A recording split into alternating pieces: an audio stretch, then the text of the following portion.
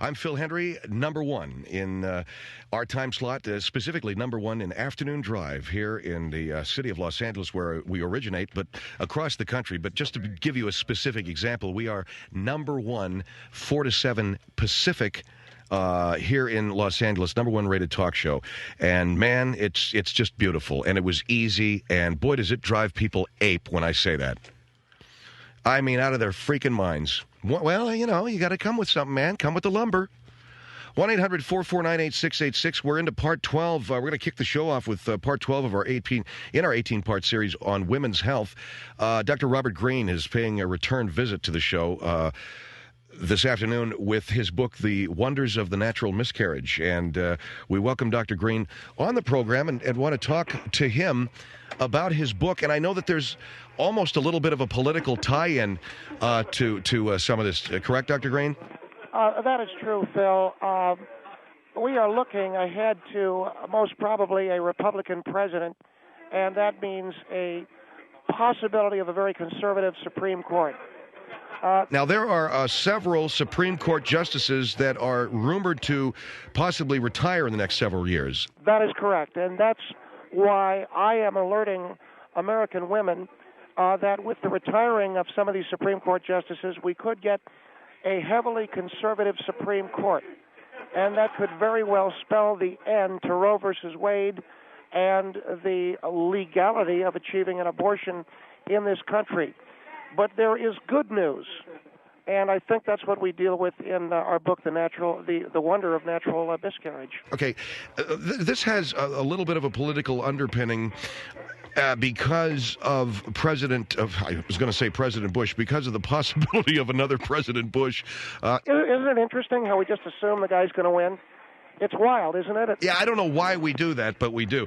But you're talking about women taking charge of their bodies in the face of a conservative court? Yeah, really what we're saying to all women is this. If you think you're going to get an abortion during the George W. Bush administration, there's a possibility that you won't. The conservative court could turn it back.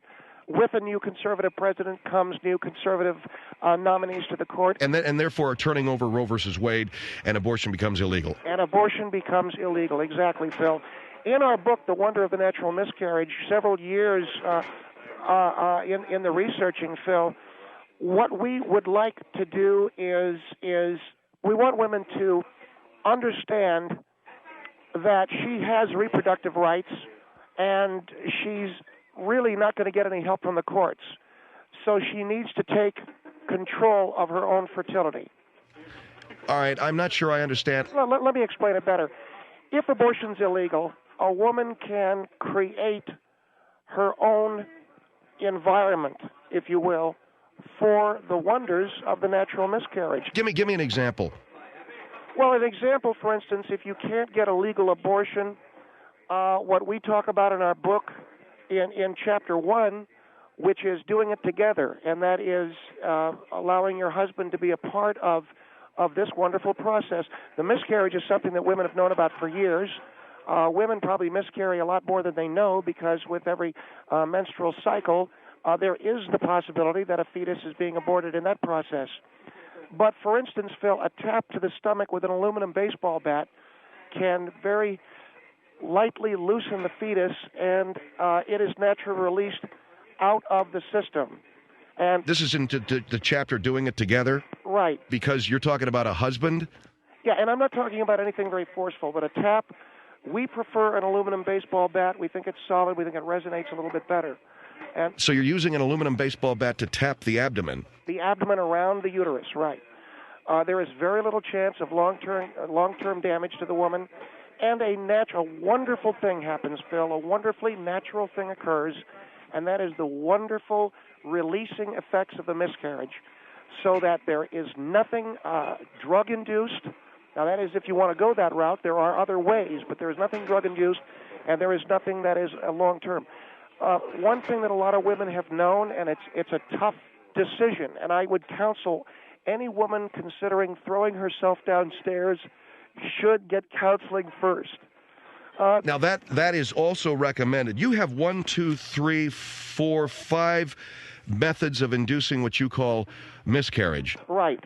Now, Phil, this would never have been necessary were it not for the likelihood that we're going to have a conservative president and possibly a conservative Supreme Court. This would never, ever have been necessary. But I had to write this book because I know it's possible abortion will become illegal. We recommended a few Hollywood stuntmen that can teach the stair method to women for a nominal fee. There are some seminars being given. All right, so she throws herself downstairs. Now, falling downstairs accidentally, this is a traumatic, but you will survive. And remember, the key here is that the fetus does not. And I think that is the most important thing. Put a lead pipe in your... Put a lead pipe in your underwear and run a marathon. Okay, that's method 3 I see here. Right. Now, what that does, Phil, that will get a heavy object to naturally traumatize the uterus into expelling the invasive organism. A lead pipe or any heavy object? Any heavy object. You can get a doorstop, a paperweight, but you put it down right into the shorts and go out and run 10 miles or 15 miles. And that will create enough trauma. For the working mother, get a job at a gas station that is full service, and that's very difficult because there's not that many full service left, Phil. I have a Mercedes, and I like full service. I just enjoy having a grease monkey come out and sort of do what I ask him to do. So what I would suggest here... All right, now let me just go over the first 3. You're talking about getting a gas station job. The first one is a tap to the stomach with an aluminum baseball bat can loosen the fetus. Yeah, the invading organism, right. Number 2, fall downstairs accidentally. Number 3, put a lead pipe in your underwear and run a marathon. That's correct. All right, now number 4, for women who are pregnant, and this again is for not every woman wants an abortion or to induce, as you call, the wonder of the natural miscarriage. This is for women who are interested in controlling their own fertility. That's correct, Phil. All right, number 4. Yeah, number 4. What we suggest is get a job at a full-service gas station. Because inhaling the gasoline fumes, even though they are unleaded, could produce the miscarriage that you so fervently desire. And number 5, huffing isn't just for kids anymore, and that's our chapter 11. Huffing isn't just for kids because you can induce the wonder of a natural miscarriage by huffing glue, furniture polish, paint thinner, spot remover, hairspray. For instance, if you are staining a bassinet, the bassinet that you're not going to need, you can inhale some of the stain that induces a toxin that rejects the invading organism, and there is no oxygen as well. All of that works. Bottom line, Phil, and by the way, you can get a moderate feeling of euphoria. It's not a bad... When you're huffing what? When you're huffing... Just the stain or anything. Okay. Bottom line, though, Phil, women can start planning that miscarriage now and avoid the Supreme Court fascism that is going to put a damper, I think, on all of us out there and a lot of the things that we can do. My girlfriend, Phil, I've been going with a lady for the last 18 months. She used some of my furniture stain while she was reworking an old dining room table and huffed some. She passed out, miscarried within 2 hours, and now we're back to having white wine and long walks on the beach. So that's what we're trying... Okay, all right, just hold the line. I want to give the phone number here, Dr. Grain. All right. You said that your girlfriend induced a miscarriage by huffing furniture stain. That's while she was working on a piece of furniture of mine. Gee, I wonder what piece of furniture that was. That's a good one. No, yeah, it was it was a table, right? A table, yeah. All right, 1-800-449-8686 is our number. Dr. Robert Greene, who's written the book, The Wonders of the Natural Miscarriage, with a possible conservative Supreme Court rolling back Roe versus Wade, abortion will not be legal. What's the next step, according to Dr. Greene, is what you call the miscarriage. Yeah, I don't like the word abortion, really, Phil. I like the word miscarriage. That means that no doctor is involved. That means it is something natural. It is something that God intended. And see, you can't say that God intended it. The other thing it'll do, and there's a good possibility, it's going to circumvent a lot of those abortion assassins, those abortion doctor killers. These guys will be out of business if women are out there huffing paint or putting lead pipes in their shorts. So that's what I'm talking about. Well, I understand what you're saying about the guys that are killing abortion doctors. Well, you put them out of business because you put the abortion doctors out of business. But a conservative court does that. Well, that's true. A conservative court does do that. So there's the good side to this court that Bush is likely to put in there. And this is all predicated on the possibility that George Bush wins the election and doesn't lose it. That is correct. All right, 1-800-449-8686. Dr. Robert Greene, we're talking about this book that he's written that teaches women to induce a miscarriage if they can't legally get an abortion after Bush is elected president. And again, he's going everywhere from putting a lead pipe in your underwear while you run a marathon to huffing furniture stain to a tap to the stomach with an aluminum baseball bat to accidentally throwing yourself downstairs or getting a job, and this is a little difficult, at a full-service gas station and breathing the unleaded fumes. 1-800-449-8686, Phil Hendry Show.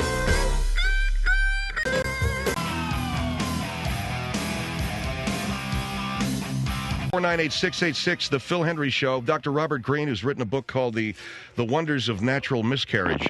Can I get something just clear for myself, Dr. Greene?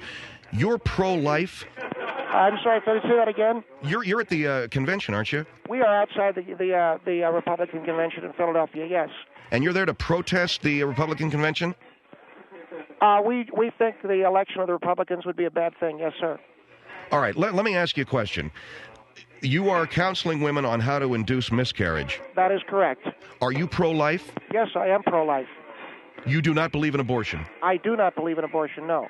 Abortion is done by a doctor in an artificial manner and setting in an operating room or in some other manner such as that. Miscarriage is a natural elimination of the invasive organism. And so your book tells women how to induce miscarriage by having their stomach hit with a baseball bat or falling downstairs. We give women time-honored approaches to miscarriage, yes. And don't make it sound as if it's, like it's a bad thing, because we're not talking about hitting her with a baseball bat, just a tap. And that's the thing that she can share with her husband. That's correct. All right, 1-800-449-8686. Cherry Hill on the Phil Hendry Show. Hello. Yes. Yes, ma'am, you're on the air. Yes. I was just thinking that what Dr. Greene was saying is totally disgusting. I cannot believe that he Well, is. I'm pro-life. It doesn't sound like it. Well, why doesn't it sound like? What I'm doing is try the wonder of the natural miscarriage. Have you ever had a miscarriage? And I know that it's traumatic. No, I have never. All right. Because I haven't fallen down steps and hit myself in the stomach. I haven't. All right. Okay. Good enough. Huh? Good enough. Fair enough. First of all, Fair enough. any man that would ask me to do that, I have... I didn't say a man asked you to do it. I'm saying that you are deciding to do this. Look, in the next 4 years, if Bush becomes president, kiss off ever having an abortion. You can kiss that goodbye. You're really sure that this is going to be overturned by his court? Yeah, he's replacing a lot of Supreme Court justices. That's fearful tactics. How old are you, ma'am? I'm 55. Well, you're not going to need an abortion anyway. I don't know what. No, but there were times I was. You can buy my book if you want for relaxing reading, but you're not going to need it. Well, I have daughters, and I certainly would think if one of them thought of it something like this, I would prefer that they didn't do it. I have a daughter. I love her very much. I wouldn't have a problem with her huffing furniture stain. Well, what if she dies in the process? She's not going to die. She passes out 2 hours later. Little bleeding, it's over. Well, we had 3 kids die around us doing that this year. You had 3 kids in your family doing that? No, but in the area. Where were they huffing? Where were they huffing? I hope it wasn't Bactine. I don't know, but they all died. Never mind giving them ideas on how it's done. Well, yeah, they died because they're kids. Well, but how the name of the chapter is Huffing Isn't Just for Kids Anymore. Well,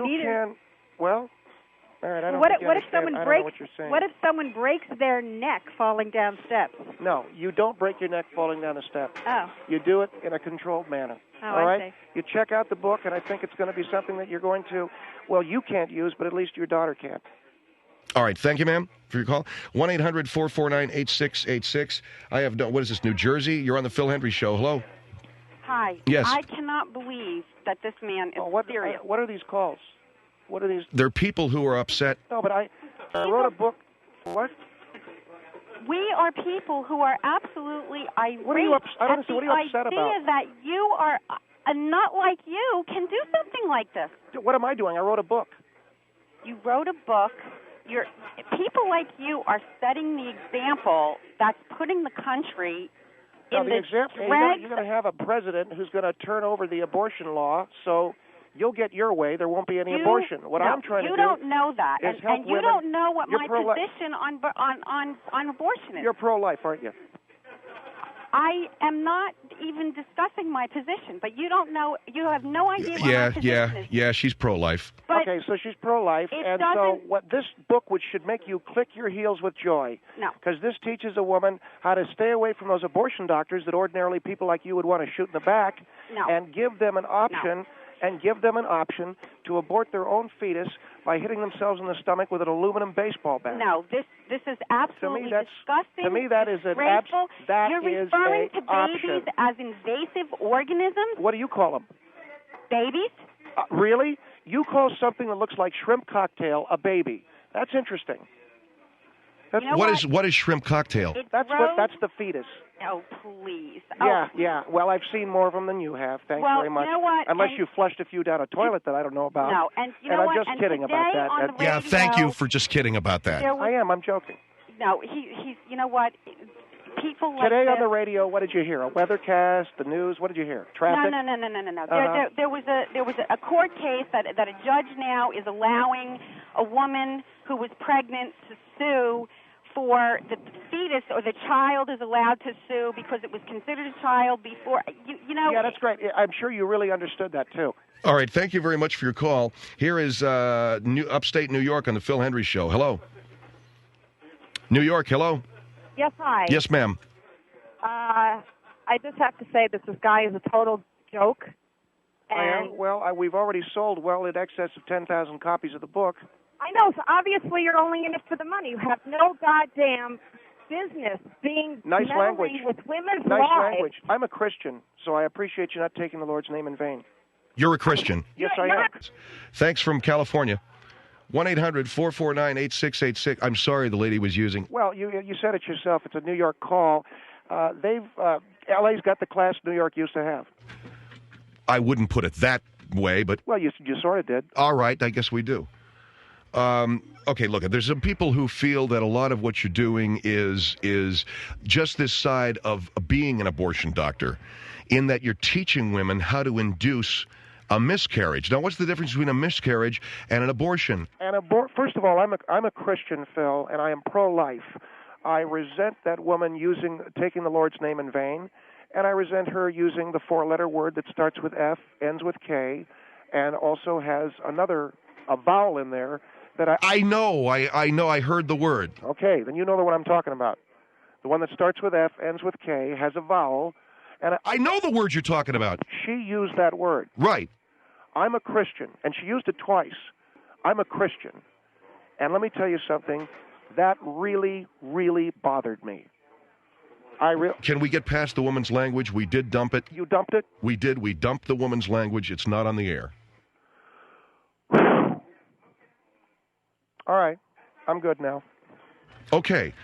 I didn't like the GD stuff. I understand that. What I'm doing with my book, Phil, if I can move on, is to say to women, you will have an option. After George Bush's Supreme Court jackboots its way through the rights of women, eliminates abortion rights, and returns women to the days of the coat hanger, I'm saying you have an option. The option is the wonder of the natural miscarriage. And then people are asking, how is it a natural miscarriage when you're putting a lead pipe in your shorts and running a marathon? What? You're putting a lead pipe? What's that got to do with it? So you just happen to have a lead pipe in your pants that day.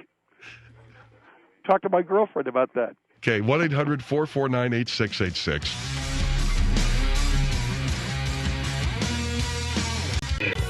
8686 Phil Hendry Show. With me is Dr. Robert Greene, and he is has written a book called The Wonders of the Natural Miscarriage. The prediction being that if George W. Bush wins the White House, he puts a lot of conservative justices on the Supreme Court. They eliminate Roe versus Wade, and the next thing you know, abortion is illegal.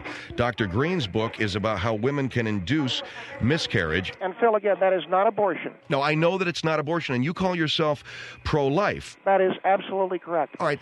You said that your own girlfriend huffed furniture stain. Your girlfriend, she was pregnant with your child? I would imagine, yeah. I don't get into her private life. She's your girlfriend? Is she a fiance? No, she's a girlfriend. She came to me and said she was pregnant. I said to her, I know I'm not the only one that you sleep with. She said she tried to make it my problem, and I said, well, I'm not paying for an abortion because I am pro-life. But I handed her a bottle of furniture stain, and I said, there's a table that needs reworking, and I winked. And she knew what I was talking about. You can't call that abortion. You handed her a bottle of furniture stain. Yes. And you said, by the way, there's a table that needs reworking. She had just talked to you about being pregnant. I understand that, but I'm pro-life. So what? So I can't tell her to have an abortion. Instead, you give her a bottle of furniture stain and tell her to go rework a table. No, not instead. It just so happened I needed to have that table stained.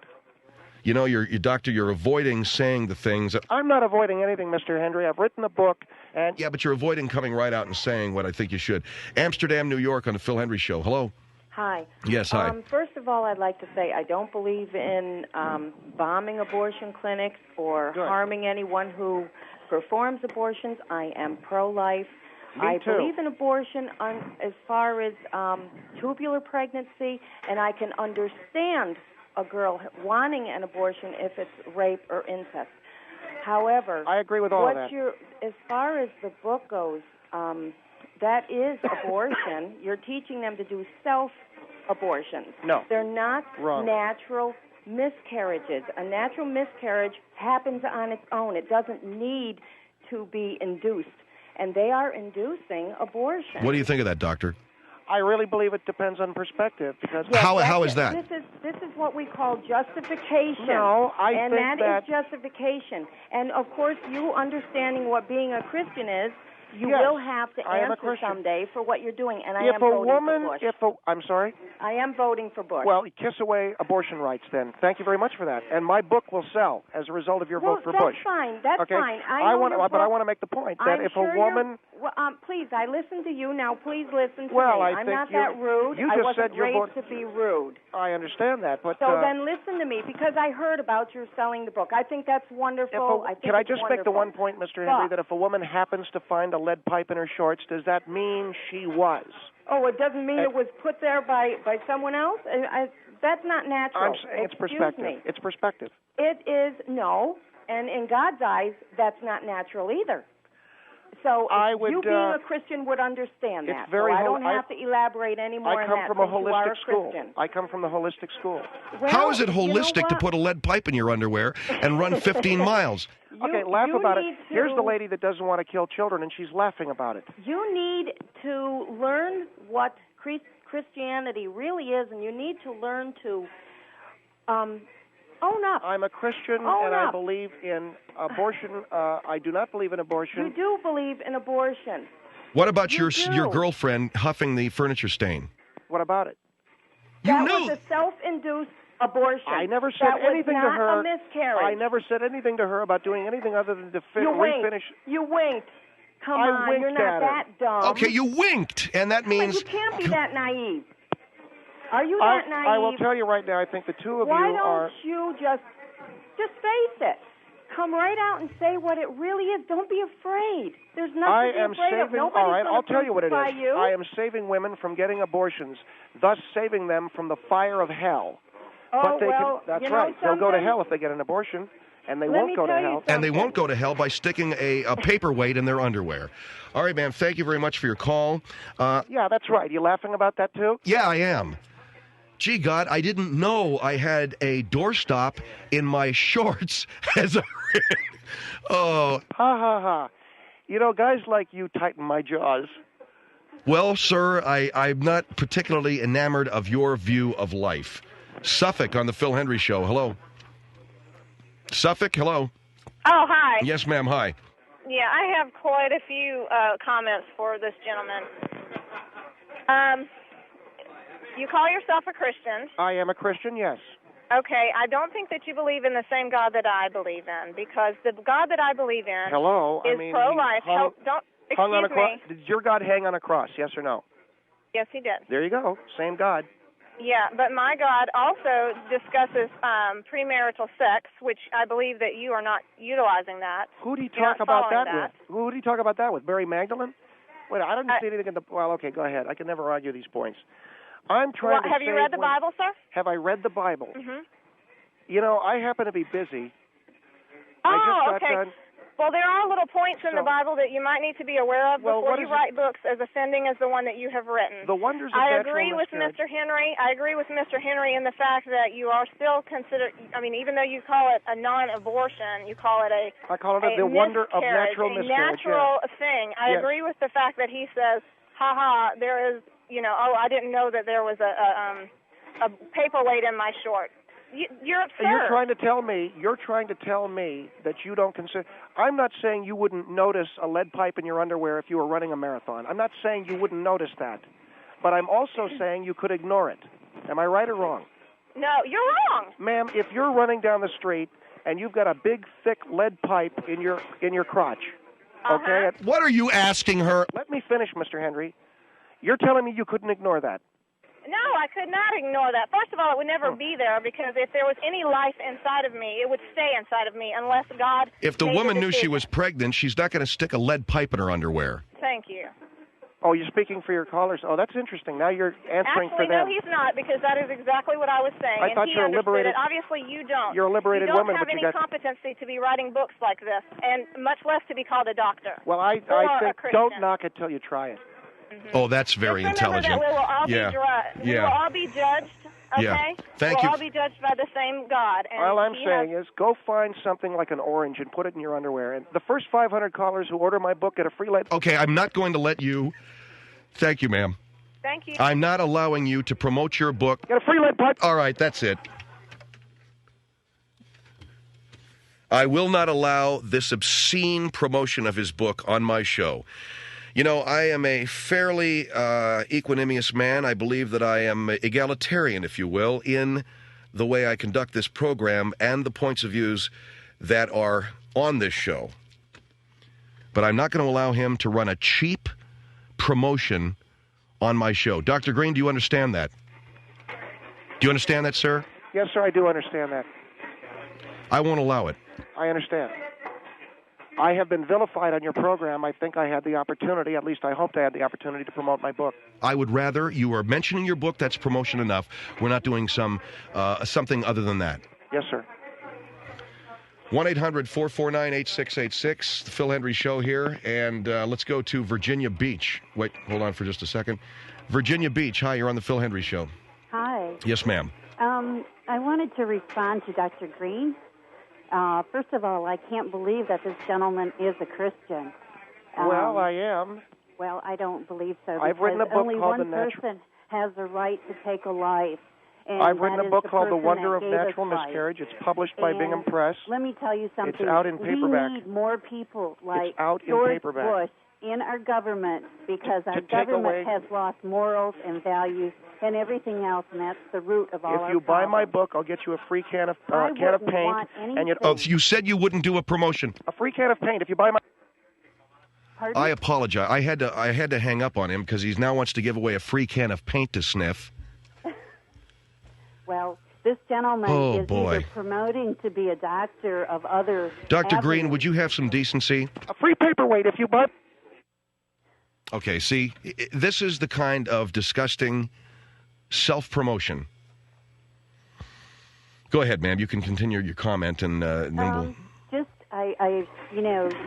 just caught me on the way from work, and I'm thinking I got to get A through free Dr. baseball into bat that if you... words because this gentleman, if there's 10,000 people out there that bought his book, God help them because... Well, I can't imagine a woman owning purposefully anybody throwing herself... taking a life, I don't care. Yes, I am against totally... You'll learn how to throw yourself downstairs. I am against it, no matter what. No matter what kind of word you give it, sir, it is abortion. You're not going to nobody throw has the yourself right to take downstairs, that are life. you? Wouldn't throw yourself downstairs to... No, I wouldn't. I wouldn't even think of it. And yes, if I was raped, I would still not have an abortion. I'll get your job at a gas station. There would be a reason behind it. If you're a true Christian, you would understand that. Right. And you would be able to handle it because God doesn't give us anything we can't handle, sir. Yeah, you're And absolutely you're right. trying to take... Yeah. things of nature in your own hands, and that's... Free huffing lessons if you buy... Pardon? All right. It was him trying to jump in. He's giving out free huffing lessons if you buy the book, so I don't know. Your conversation has only made me open my eyes to see that I need to get out there and help our soon-to-be President Bush, because we need more conservative people in our government, because maybe it'll take away some of the crime and the shootings that we're having in our schools and bring back the prayer, because that has been the root of what the evil that we're looking at. I think you may, Dr. Green. Yes. I think you have done a grave disservice in promoting this. Can I just ask the lady one question? May I ask you one question, ma'am? Yes. Would you notice a lead pipe in your underwear? Pardon? Would you notice a lead pipe sitting in your underwear? I wouldn't even think of it, sir. There you go. That's what I'm saying. And yet, if that induced a miscarriage, and you stood think before of it. God, I've God had would a say, miscarriage. you had a lead pipe in your underwear. You'd say, I didn't know that it was there. Pardon? You'd say, I didn't know the lead pipe was there. You said you wouldn't even think about it. You know what? People and God wouldn't say, have you to sure? do these things or listen to what you're saying if, first of all, the lead pipe I noticed was a guy by the name of Pipe-Laying Dan. Hell of a man. What's that? All you have to do is abstain. That's very simple. You don't have to do all these crazy things that you're writing in your book to try to make a few bucks. Ma'am, I'll get you a free can of hairspray if you'll try to save life and not kill it. Thank you. 1-800-449-8686, The Phil Hendry Show.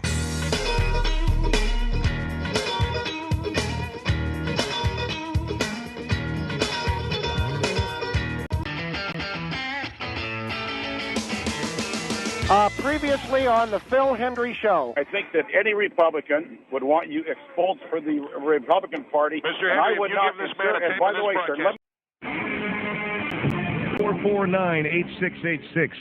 Well, President Bush's inauguration. This is the Phil Hendry Show, by the way. President Bush's inauguration's coming up on Saturday, right? 20th. That's when the president gets to be president. And they've got all kinds of stuff going on back there. These inaugurations continue to be fascinating, and they continue to be things that don't look like they'd be anything I'd be really all that interested in going to. In other words, if somebody told you, well, Fleetwood Mac's going to play, and it's a black tie affair, and there's booze, what do you think? It's like $3 a plate. I don't know. I think I'd stay away. I'd watch it on TV, especially if it's going to be televised. But in any event, all over the country, people are, in varying ways, will be celebrating the succession of a new president, and it's kind of traditional. Bobby Dooley joins us. She is with a Republican Women's Club of Western Estates, is on the line from her home in Western Estates this evening to talk about that. And some of the things that you guys have planned, a Texas barbecue? Oh, we are, Phil. And what is that going to be like? Well, we hope it's going to be a lot of fun for everyone. We'll have Texas-style barbecue this coming Saturday, Phil. It starts at 9 a.m. Give us the program, because I just got it in bits and pieces. Well, President Bush is from Texas, and he was the governor of the great state of Texas. And so as a way of tipping our sombreros, if you will, to the new administration, we're having our Western Estates first annual Wintertacular Texas-style barbecue, celebrating family values, because we really feel the Republican Party stands for that, Phil. What time will it start? We're kicking off with our prayer breakfast at 9 a.m., and that will be a Texas-style breakfast with ham and eggs, orange juice and coffee, and a pastry table with croissants. And then we will begin celebrating our family values with a slideshow called The Joy of Children. And part of that will be a tough portion of that is going to be showing what happens to a fetus during a partial birth abortion. And then, of course, we'll have lunch. So that kind of starts things out for the morning, and we really are looking for it. You're very excited about him being president, aren't you? I really think he's going to make a wonderful president. Family values are here to stay, and the Republican Party, with George Bush as president, we're going to begin to celebrate our family values. What are those values again? Well, school prayer, pro-life, gun ownership, tax relief, death penalty, all of these things go into what we call forming a good American family, Phil. Because, you know, as a Democrat, you got spanked this year, didn't you? Well, yeah, we got spanked, if you can call that a spanking. Look, I'm not going to get into a debate with you about politics. You're having a Texas-style breakfast, then you're going to be showing a slideshow called The Joy of Children, which includes in it what happens to a fetus during a partial birth abortion. Yes, unfortunately. Why? Why would you do that? You know, Phil, I asked myself that question. I talked to Steve, and my husband really feels that part of the joy of having a child is the opposite of not having a child, which is, you know, dismembering it while it's... Oh, God, I mean... It is gruesome, isn't it? Yeah, I mean, you're going to be showing that just before you serve lunch. Yes, we are. And why? Is anybody going to have a stomach for that? I think so, Phil, because we are people who care so much for our country. We're able to say, okay, that, as Republicans and as people who believe in family values, we're able to say, okay, that is a dismembered fetus. Okay, that's where that stays. Now I move on. Barbecued sandwich. Yes, I'd like some fries. You know, we can compartmentalize. And that, I think, is what makes Republicans, Phil, and conservatives, if you'll pardon me, superior to Democrats. I can't do that. I know you can't. Because as a Democrat, you blur everything. As Republicans and as people who are committed to family values, we can compartmentalize. And all right, your Texas-style breakfast with a ham and eggs, orange juice, and coffee. Then you go on to the slideshow, The Joy of Children. Is there a Joy of Children there? Yes, we show families enjoying all the things that families enjoy, motorsports, just wonderful things, badminton, the things that families enjoy together, hitchhiking, everything that we all enjoy, horseshoes and things like that. So that... you know, it's funny, all the things you just mentioned, my family's never done. What's that? You just mentioned hitchhiking, badminton, and horseshoes? Yes. My family's never done that. Well, my family enjoys that. You have a horseshoe pit out back? We do, and we really enjoy it. But that's not really the point. The point is that... Okay, so you see all these display... How is hitchhiking a family thing? That's something that we enjoyed as children. Your entire family would, for relaxation, hitchhike? Yes. You know, it's funny that we're having this conversation because what your idea of family is and my idea of family are two different things. And you know what? Like I said, I'm being unfair. I don't mean to argue with you. I just want to know what you have at your Republican Party Texas-style barbecue celebrating family values this coming Saturday at 9 a.m. At 9 a.m., and we want everyone there. The slideshow will start at 10:30 after breakfast. And well, shouldn't we say be prepared to see what happens to a fetus after partial birth abortion? If you're a Republican, again, Phil, you know how to compartmentalize those things. But we are serving lunch after that, and we want everyone to have a good appetite for our, our Texas-style barbecue. And okay. 1-800-449... What? Not just 1-800-449-8686. I'm just irritated, Bobby, with that. Phil, you know something? We're never going to agree politically. You're a liberal. I'm a conservative. Okay, 1-800-449-8686 is the... number to the Phil Hendry Show. Okay, so after the slideshow, then what? Then we have, we're going to break for our Texas-style barbecue, celebrating President Bush's inauguration. We're going to have Texas-style minestrone soup, barbecued hot dogs and hamburgers, cheese and bologna sandwiches, and for dessert, Texas apple pie. And what is Texas apple pie made out of? That's made with peaches and cherries. And then everything will be served in large portions because everything in Texas is bigger. Yahoo! And also, you're going to need to eat a lot to keep up your strength in order for you to watch the next slideshow, which will be a primer on, what happens to fetuses during the first trimester of abortions. Now, why are you guys doing that? I mean, it isn't something... You're a liberal, and you don't understand. It just doesn't sound like anything that I'd be interested in. Okay, then you're having, after that, are you having a film presentation? After our Texas-style barbecue, Phil, we will have a review of the history of Texas film. The film's written by Larry McMurtry, and then a special screening of the Zapruder film. And okay, now why that? You know, I asked myself, and we went back and forth on that one, We're not condoning, obviously, the assassination of President Kennedy. But as Republicans, we want Texas to be perceived as a Republican state. And it is interesting to note that the last Democratic president to set foot in Texas got shot. And I'm not saying that that's right. All right, so I'm sitting there with my barbecued Texas minestrone soup or whatever it is, and I'm looking at the Zapruder film. As a way of reminding us, that was then, this is now. That was a Democratic president. This is a Republican president. And we have a Texas-style country and western dance, too. Yeah, I want to hear about that. I want to give the number 1-800-449-8686. We do need to break. Let me just tell you a little bit. Our country and western-style dance, Phil, all the men will wear sombreros and the ladies get Texas-style bonnets. And then we have a country western square dance celebrating Republican values as we dance. So, okay, so that's going to be after the barbecue and the Zapruder film. That is correct. I think it is a bizarre thing, but as a Democrat, Phil, and as someone... Don't you believe that I believe in family values? I think you care about family. Yes, I do. And just because I'm a Democrat and a liberal, you think that I don't care? I think it's hard for you to understand what that really represents. And if I say to you that you screening the Zapruder film right after a Texas-style barbecue is bizarre, you say to me I don't get it because I'm liberal. Yes, absolutely, Phil. And I can hear the wonderment in your voice. And the fact that I can't watch a partial birth abortion on film and then rev up for a barbecue hot dog means I'm a liberal. You can't compartmentalize. Republicans can.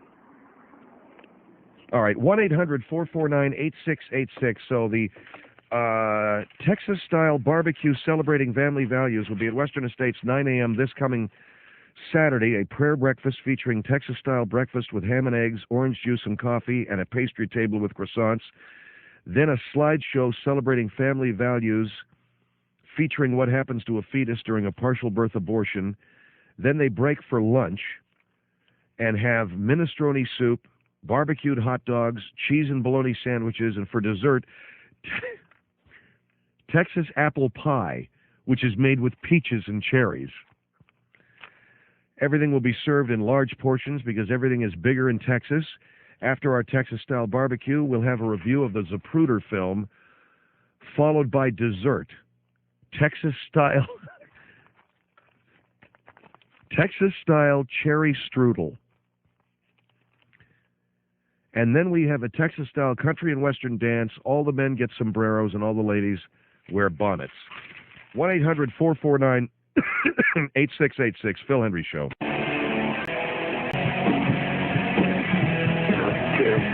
1-800-449-8686, Phil Hendry Show. On the line is Bobby Dooley.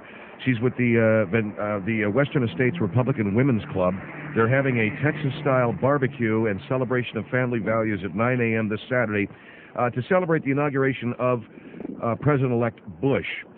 By the way, what if it rains? I mean, we got some nice weather in California. Are we expecting any rain?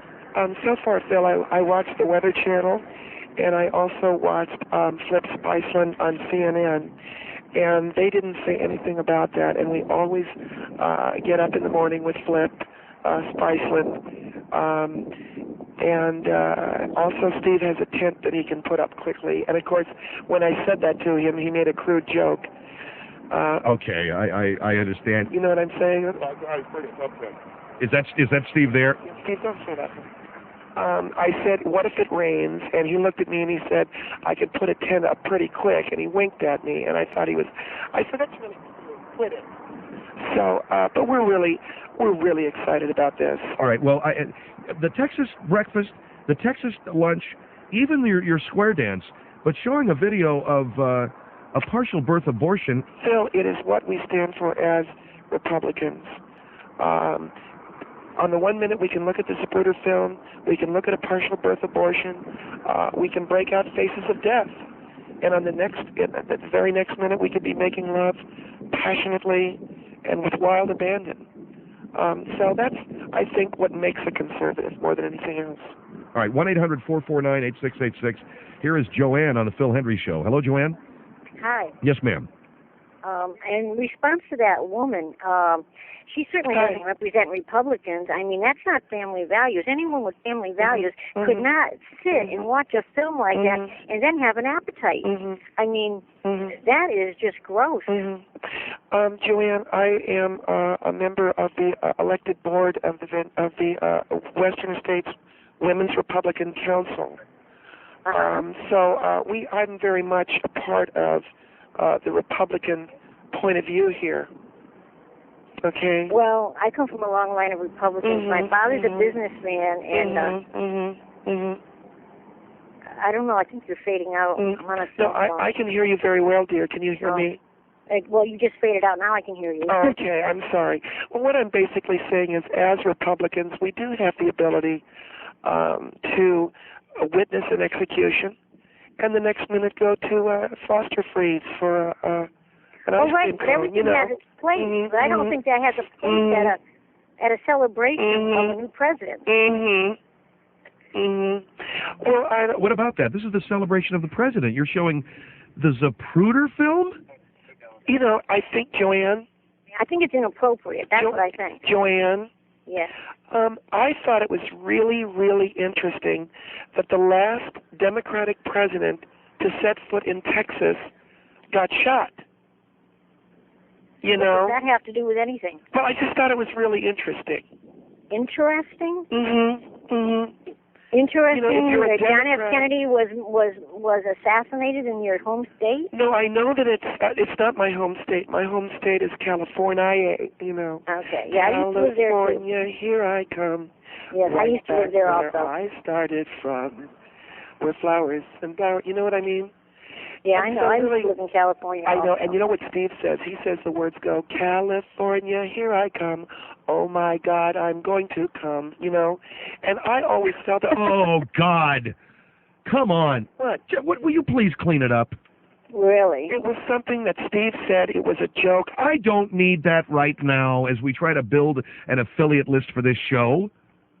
No, okay. Can I just say one thing? I just yell at my wife. Well, I'm going to yell at her when you start busting out material like that. I'm sorry, Joanne. Forgive me for yelling. Right, I know. I just don't think it's appropriate. And does Mr. Bush approve of this menu, so to speak? Well, and he knows what you're doing, and he approves of it. It's a Texas-style barbecue. We're having minestrone. We're having barbecued hot dogs and hamburgers, grilled cheese and bologna sandwiches. Right, that's all fine, but I just don't think that has its part in the celebration. It has its place. Maybe if you were trying to get both people who are against abortion and show something like that, that would be the right place. Well, we want to show everything. You know, we want to show everything. Capital punishment, partial birth, school prayer. We want to go from one. He's already won the election. He doesn't have to get to those. It's supposed to be a celebration. Just have a party, man. Just have a country western band. Have some freaking barbecued sandwiches or whatever, and do it up. Don't show these movies, okay? So you're a Democrat, and it's so what? What does that have to do with anything? Well, he doesn't understand how we feel and how we think. But I'm not I'm not a Democrat. And I do not understand what goes behind the thinking. Well, it's a celebration of an agenda like that. Well, we have sombreros for the guys and bonnets for the girls. And it'll be just like the Oklahoma land rush. In a horrendous film that is Hitler style. Hitler would show something like that. I beg your pardon? Hitler was bad, but, you know, the trains ran on time. Yeah, the train to Auschwitz ran on time. Look, keep Steve off the phone. You're supposed to stay off the phone. I got the freedom of speech. Well, he said you can't be on. All right, thank you very much for your call, Joanne. 1-800-449-8686. Let's go to Ben on the Phil Henry Show. Hello. Hello. Yes, sir. Go ahead. First of all, she is not a Republican. She's a disgrace to conservatives everywhere. If you want to call Bill Bellingham with the Western States Republican Council, what are you trying to prove by showing movies of partial birth abortions? What are you trying to prove? Because I think it's very wrong. It is very wrong. Of course it's wrong. Okay. And as Republicans, we need to keep that message out there. So you're all going to sit around, all you Republicans are going to sit around and watch it. That's not going to... No, we're not going to sit around. We're going to break for lunch, and then we're going to celebrate the inauguration. You're just going for the shock value of it, I can tell. But shock value? You know what? If you believe in abortion, that's your business. I don't believe in abortion personally. I think can't it's wrong. you compartmentalize? Can't you watch a partial birth abortion and then sit down to I don't need to. I know what I believe, and I know that it's, disgusting, and there's no reason to... I thought you believed in family values. I do believe in What family do you values. mean, sit down and watch a partial birth abortion and then have a bowl of chili? See, as a Democrat, you don't understand what we're able to do as Republicans. Well, you know something? If you're able to do that as... Go ahead. I didn't mean to interrupt you, Ben, but if you're able to do that, then good for you. Yeah, and you can't. Okay? Ben can. I think you just like to watch gruesome films, but no, why don't. make it part of your convention honoring President Bush? I mean... What better way to honor the election of a Republican president than to show what we really stand for? Show something positive. That is positive. A partial birth abortion? No, family values. Yeah, so we're against values. abortion. Okay, show that hitchhiking tape you got or whatever. Hold on. 1-800-449-8686. Phil Henry Show. 1-800-449-8686. The Phil Henry Show. The Western States Women's Republican Club is having a Texas-style barbecue and celebration of family values this Saturday at 9 a.m., beginning at 9 a.m. to celebrate the inauguration of President Bush. You're mentioning here, and Bobby Dooley has joined us, you're mentioning here a film of a partial birth abortion just before you sit down for lunch. How about what people are trying to say here, Bobby, is positive things, okay? So we do have positive things. And well, like what? Well, if you look at page 2 of our program for the day, we are going to be enjoying. Get to it here. Craig mentioned it to you during the break. What was it, Craig? The other thing. What was that other thing you mentioned? Because I don't remember. I don't have it here. You remember the other thing? Oh, is it the Lee Greenwood? Yeah, Lee Greenwood. That's it. Steve, do you have that? We're going to show a video of Lee Greenwood's Proud to be an American, and I will tell you what. Lee Greenwood is so beautiful and sexy singing that song. And then, of course, we'll have a film of the abortion clinic bombings. Now, the other thing... No, wait a minute. See, that's what I'm talking about, negative. Okay? No, but I wanted to mention that Steve has put together the little Rio Grande in the backyard, and we have Hispanic children standing on one side, and all of the Anglo children, and we have a paintball fight to keep the Hispanic ones from coming over the little Rio Grande ditch that Steve dug. It's really realistic, Phil. I didn't really like it. Yeah, I don't know, man. Here is Steve. Here's another Steve on the Phil Henry Show. Steve? Yes, sir. Go ahead. You're on the air. I'm a hardcore, real hard. Okay, Steve, your car phone's busted up. Can you hear me? Yes, sir. Okay, that's better. That's better. Go ahead. Okay, I know because the moral stand. I'm against abortion. I'm against... All right. Tell you what, Steve, hold on, brother, because you're going through a bad cell now. We'll get right back to you. Let's go to Jamie on the Phil Henry Show. Hello? Hi. Yes, ma'am. I just have a comment. I heard about the positive fitness. Now, instead of showing, like, the abortion and everything like that, don't you think you should be showing something that has to do with maybe, kids not getting to drugs? Because you very well aren't going to sit a kid down to watch it. Absolutely. I think a lot of those things are really helpful. And I don't know how... But we want it to be a Texas-style celebration. And I even wrote some things, Phil. This is some remarks that I wrote. Uh-huh. And I wanted to, Jamie? Yes? Is it? Yes. You and Phil listen to this because I want to, hello and welcome. I want to ask you your opinion of it. Go ahead. I start out, I say hello and welcome to our Texas-tacular inauguration celebration. 100 years ago, when this country was formed, President Lincoln said, "We hold these truths to be self-evident, that all men were created equal. And today, in many ways, so are women. George Bush will be a great president and will be until the day he isn't voted for anymore." And then I just say thank you all for coming. And what do you think? Well, that's fine, but if this is supposed to be a celebration for George Bush, you should, celebrate the positive things. Because I'm sorry, you don't sit a kid down and have them watch something on abortion or anything like that. But then we're having our barbecue. Right, that's great. That's great. But as far as the family values, you wouldn't very well sit a kid down like that. All right, that's a good point. I don't think you sit a kid down to watch abortion clinic bombings and then let's sit down and have ourselves some Texas-style peach cobbler or whatever it is. Exactly. Well, I don't know why you people... Are you a Democrat, Jamie? She's probably a normal person. I'm not nothing. I don't have a preference right now. I haven't registered yet. I'd like to be that too, but I'm so involved now, Yeah, right, but Jamie. family values I'm sorry, that's not a family value. Yeah, okay. If a kid doesn't see it, though, how can he or she form an opinion about the abortion, Okay. What about all the people, like the kids that are going hungry in the United States and everything? Well, those people need to get out and get a job. They need to get out and get a job. Yeah, but that's not the kids' fault. They need to get out and get a job. They need to give them a hand up, not a handout. Oh boy. I can understand that. Well, you're a Democrat. Yeah, I'm a stupid Democrat. Thank you, Jamie, for your call. Let me see how Steve's doing. Steve? Yes. Okay, go ahead. You're much better, sir.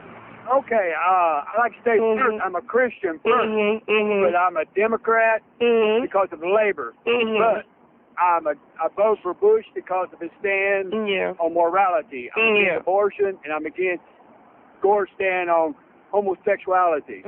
But I would find it very offensive to show especially a partial birth abortion at a family gathering. To me, that's for adults. That's not to show the kids. Well, what if we don't show it to the children? What if we just show it to the adults and then we break for soup? Well, if you did, maybe that. But, just breaking for soup, to me, that sounds poor taste.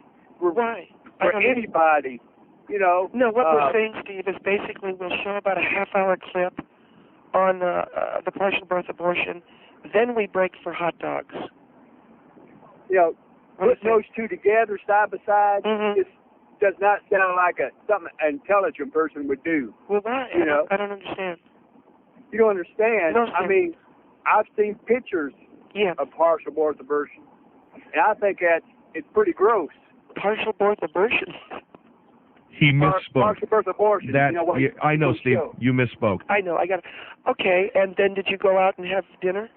And no, I sure didn't.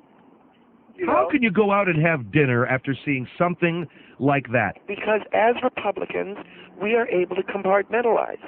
Now, Steve, you're a Democrat, even though you are a conservative Democrat.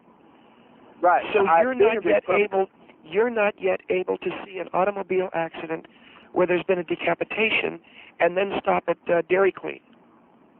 Are you? Oh my God. Not really. You will. Become a Republican and you will. Oh boy.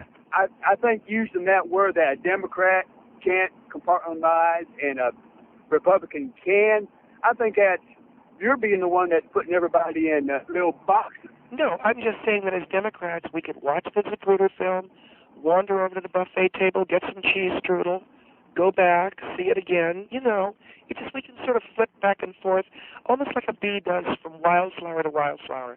My husband Steve and I watched the abortion tape before we had some meatloaf the other night because we were planning the thing. And Jesus, I mean, you must be some kind of a freak. Can't you hear what Steve is saying? I'm sorry, Steve. If you're a human and you got any feelings at all about people, I mean, that baby that was being killed had feelings. And if you can't sympathize with that baby having feelings and then go eat and say, well, I'm going to put her in a box and I'm not going to worry about her anymore. Yeah. I have more feelings for a dog than you must have for that baby. Why, just because I had meatloaf?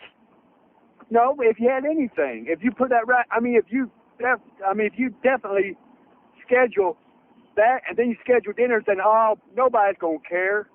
We can forget about all that. No, I don't know, Steve. You may be right, but I just feel that as a good Republican, I ought to be able to see someone thrown off of a bridge 300 feet to a rocky shoal below and then enjoy a stew or some kind of a lentil soup.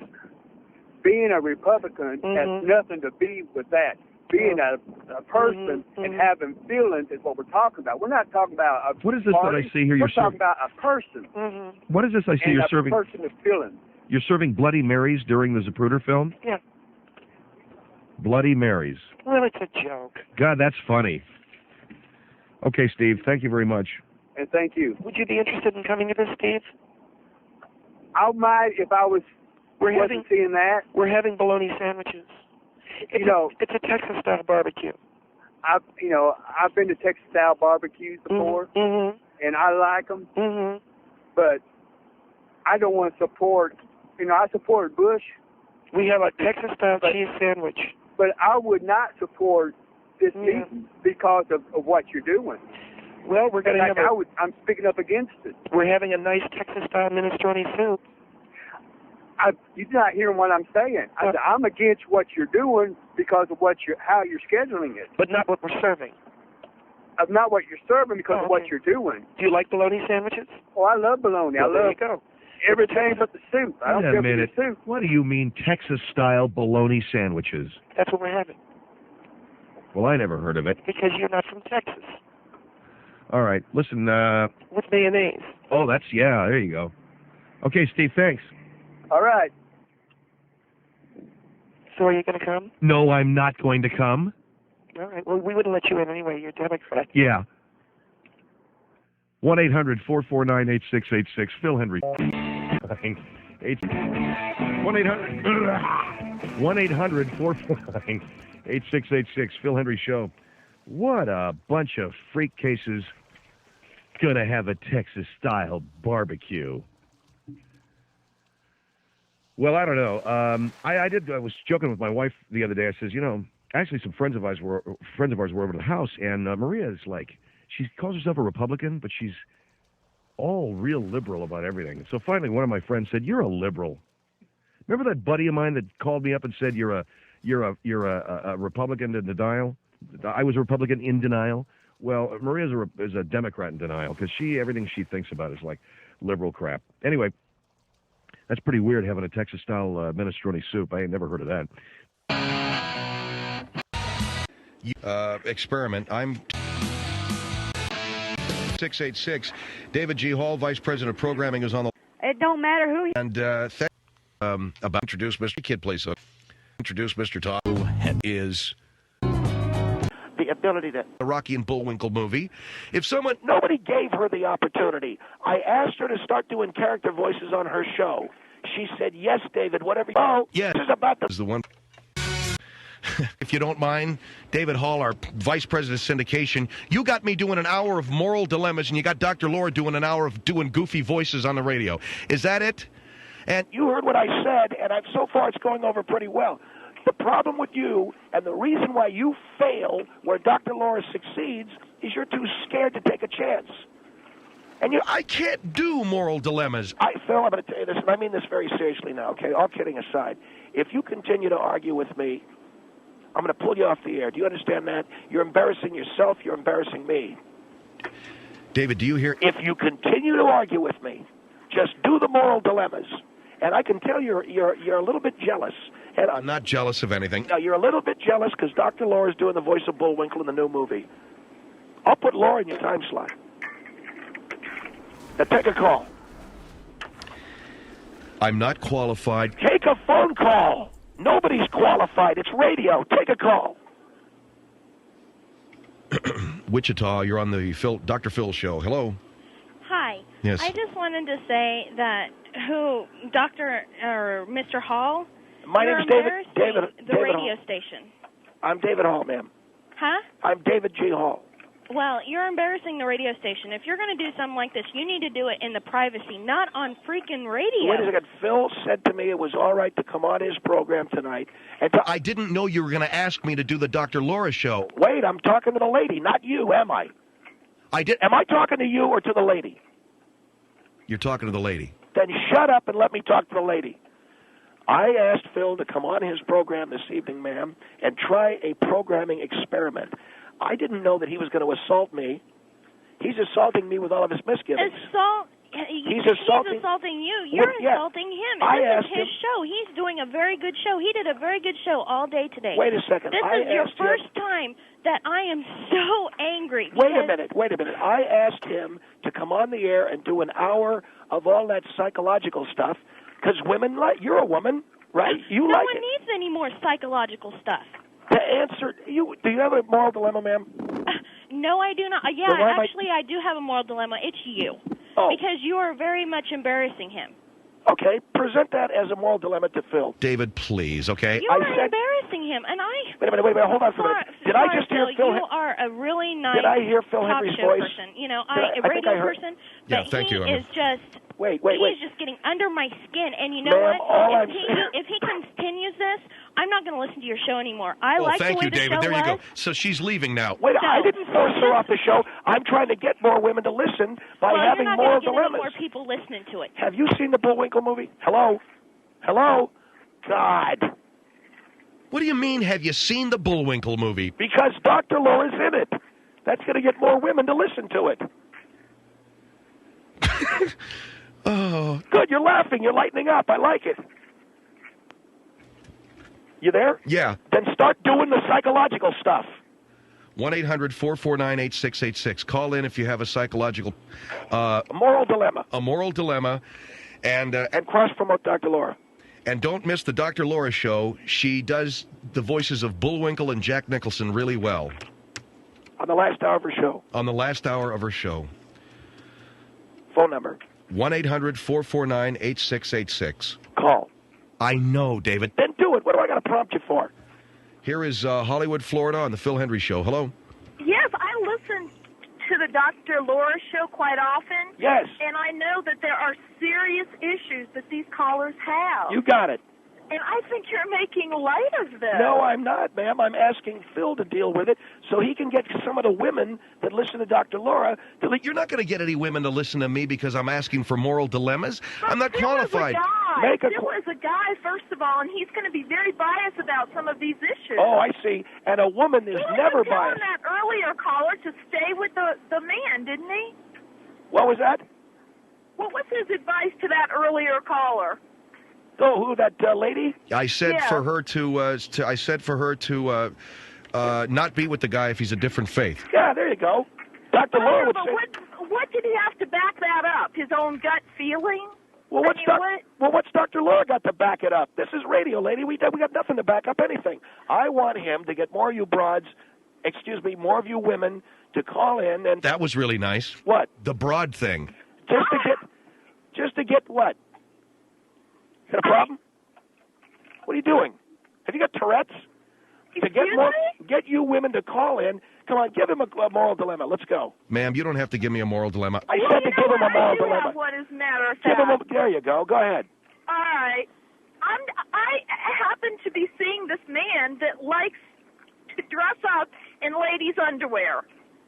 Now, I don't know what to do. I'm in love with him. What do you recommend, Phil? Now, that's a serious issue. Does it bother you?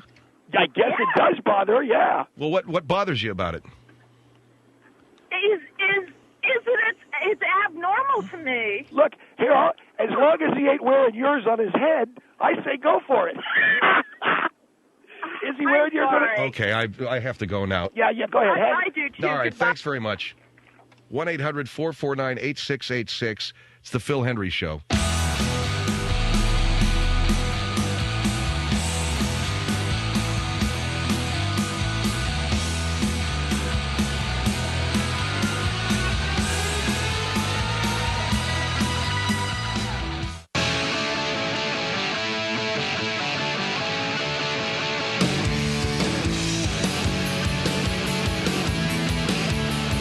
Phil Henry Show, 1-800-449-8686. David G. Hall, Vice President of Programming, is on the line with us. And we're taking moral dilemmas from people because that is the experiment. I'm taking moral dilemmas. Dr. Laura is going to do character voices on her show, as well as appear, it's my understanding, she's appearing in the Bullwinkle movie as Bullwinkle. We have a call, David. Is it a moral dilemma? Yes. Go to it. Hi, you're on the Phil Henry Show.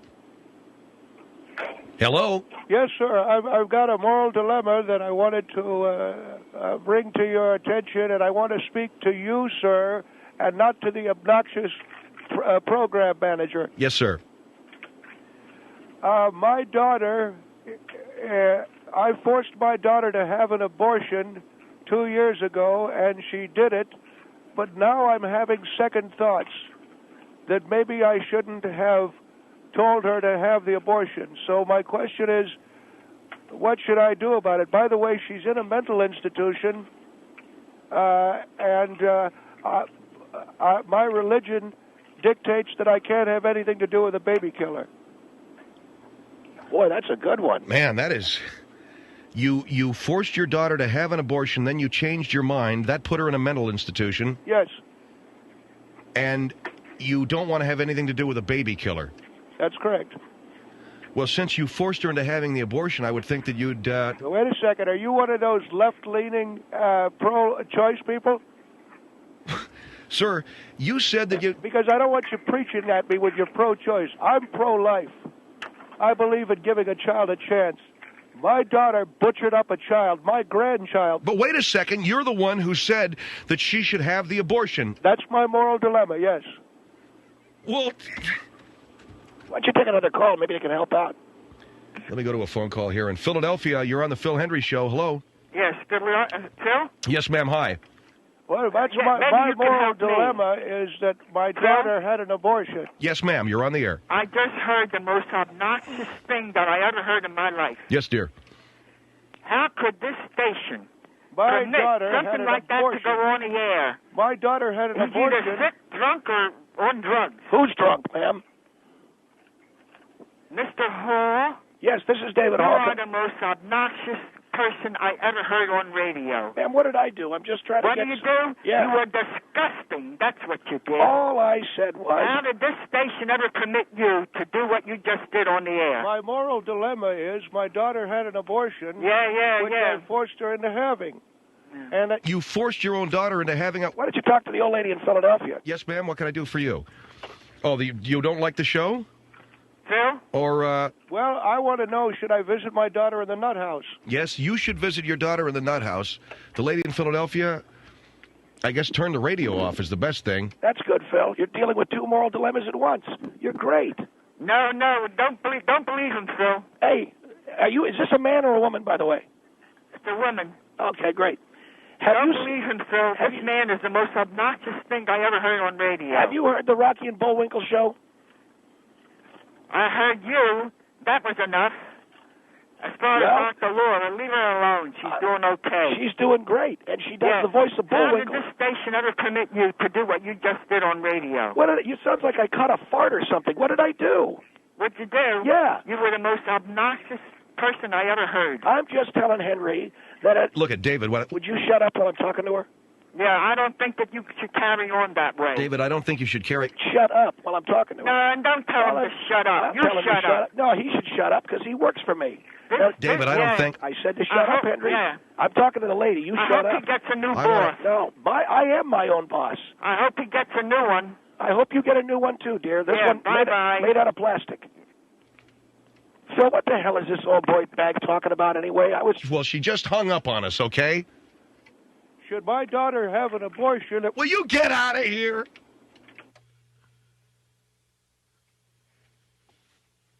All of you, get out of here. Driving me goofy. Guy won't visit his daughter in the nut bin because she had an abortion, even though he told her to go and have it, but he's changed his mind. He's now a born again. Then I got nutcase number 2 over here. This is the Phil Hendry Show. I've been told by program director, vice president of syndication, David G. Hall, to do an hour of moral dilemmas the way Dr. Laura does them. And he apparently has told her to do character voices to the point where she's gotten so good she does a Jack Nicholson impression and Bullwinkle the Moose. Now, am I jealous of the fact that she got a shot in the new Rocky and Bullwinkle movie? Yes. Do I think that do I feel badly toward Laura that no. Do I wish that I had it? Yes. Do I wish she didn't? No. It's not a personal thing. It's just that I guess I'm just no good at this moral dilemma thing, man. That's all I'm trying to say, and that's all I'm trying to say. one in Afternoon Drive in Los Angeles. Number one, 25 to 54. Let me be specific now. The number one show between 4 and 7 in afternoons in Los Angeles in the much vaunted The Money Demo, baby. 2554, number one again in Afternoon Drive in L.A. And, of course, across the country, we're creeping up on the competition as well. But we dominate yet again. Thank you, L.A., and the rest of our network stations for being a part of the surprisingly fast success story of the Phil Hendrie Show. Our number is 1-800-449-8686. And we have with us here Dr. Jim Sadler, who is a small business, is a dentist in Reseda. Now, this story is an interesting one. It came over the news wires yesterday afternoon. Dr. Sadler is accusing the Alliance of Small Business Concepts, which is a small business organization that gives out an annual award of a kind of reverse racism. And this has to do with a business award that they give out once a year for the best small business idea. Let's bring in Dr. Sadler from talking to us this afternoon from Reseda. And Dr. Sadler, first of all, thanks for joining our program. Thank you very much for having me. I appreciate the opportunity to air my side. And your side is what? That you were cheated out of this grant? Yes. The Alliance of Small Business Concepts gives a annual award to the best business idea. And we had an idea which was revolutionary and which would not only was a great business idea in terms of how much money we would save people, but a great idea for people looking to expand and incorporate their health coverage. We have a lot of people who are... All right, can I interrupt you? Certainly, Phil. All right. What's the reverse racism thing you're accusing? The reverse racism thing is that the winner of the award was a Donald Barlow, who's a black guy. And I'm not a racist, and I'm not a bigot, and I don't believe in that. But this man had an idea that I think was not anywhere near as good as ours, and yet they gave him the victory because they needed to pump up small business and minority-owned businesses. And well, before we ask you what your idea was, what was his? Well, he had an idea for a spiral escalator which would save space. So he said it was not that great. A spiral escalator that they would use in businesses? Use in businesses or something, yeah. And they gave him the $50,000 grant. My idea, on the other hand, was one that would save people money. And incorporate many different forms of health care. All right, you're a dentist. You practice in Reseda. Tell us about your practice and tell us about your idea, okay? And in other words, what I'm saying is, give us the idea as it's what is your business idea, okay? Right. Well, I'm a dentist. We do my practice. We provide most dental care procedures, exams, cleanings, some orthodontics, some root canals and fillings. We have, from a family practice standpoint, obviously we have many men, women, and children who are patients. And I have been here in Reseda, Phil, for the last 20 years. Across the hall from my office is a women's clinic, and they provide breast exams and gynecological exams. And now, the winning idea of this business idea was a spiral escalator. That's correct. All right, and what was yours? Our idea was to combine our services into one. As I was saying, the women's clinic across the hall is getting quite a bit of business, and I felt we could combine services. My idea, which could save families up to $2,000 a year, is very unorthodox. But hear me out. Women who are scheduled for an extraction or oral surgery or any kind of a more profound dental exam could also receive a breast exam and a gynecological exam from our office. So that while she is in the chair having a tooth pulled, for example, she could also be getting a gynecological exam or a breast exam. That's correct. And this, Phil, It is unorthodox. Yeah, it is unorthodox, but it would save women thousands of dollars. And now, are you doing the oral exam, and who is doing the breast exam? I would do all of it. I am. But you're not a gynecologist. You know, that's a good point, Phil, but I have my DDS. I took basic medical courses. It's really not as complicated as you think. And in the interest of medicine, I think that it would be I can examine. Well, wait a minute. Are you a qualified to give this exam? As I was saying, Phil, I can examine all parts of their bodies. It's much easier on the woman because they are relaxed from the anesthetic. And what do you think happens? The black guy wins. So for me, that was an upsetting thing. All right, Dr. Sadler, we're talking with Dr. Jim Sadler. Our number is 1-800-449-8686. He lost a small business award. This is the Small Business Idea of the Year that is given out by this organization to a man, a black, what is he, an engineer? Some kind of an engineer, yeah. Okay, this guy developed a spiral escalator, which they gave him the award. He's a black guy, you're a white guy. You think it's reverse racism? Oh, absolutely.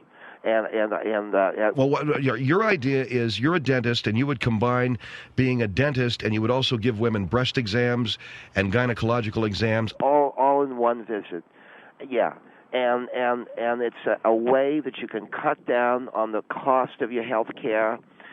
Because the women are having a root canal, or because they might be having a general wisdom tooth, for instance, still necessitates sometimes some form of general anesthesiology or a general anesthetic.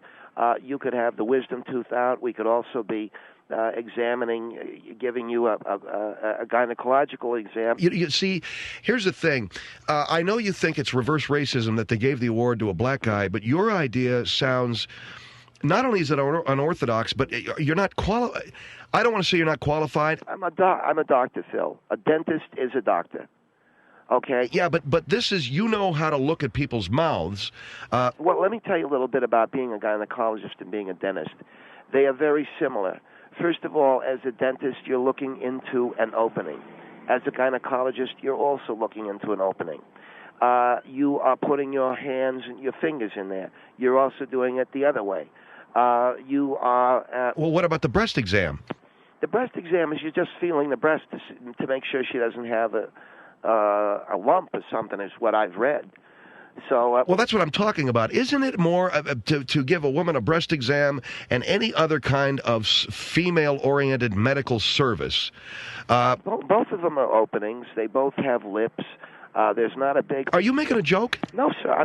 What I'm trying to say is that... Because it sounds to me like your idea is perhaps not a great one. You got this guy... Well, Phil, it's not a great idea. So you're saying that saving millions of dollars every year in health care is not a great idea? No, I didn't say that. I'm saying this guy who beat you has a spiral escalator. I've never heard of a spiral escalator. I don't even know how you would make a spiral escalator. Well, that's just my point. It's probably impossible. But because he's some black guy, they gave him the award. Why? Because they want to increase minority-owned small businesses? Whatever the reason. But our idea was so much better to have this. I felt cheated. And as a doctor, when I look at people and I'm trying to improve their health care, I feel so cheated that this is not being taken seriously. All right, Dr. Jim Sadler with us, 1-800-449-8686. He's a dentist who also was proposing a new idea to help cut back on health care costs, giving women breast exams and gynecological exams as well as, cleaning their teeth? Or well, I wasn't... You could. In other words, what I was thinking more was oral surgery where they're knocked out. Okay. So they have to be knocked out? No, they don't have to be. I'm saying that if that would be less traumatic for them. But I'm saying that, yes, you could have your teeth cleaned, you could be having your teeth straightened, and at the same time we're giving you a breast exam.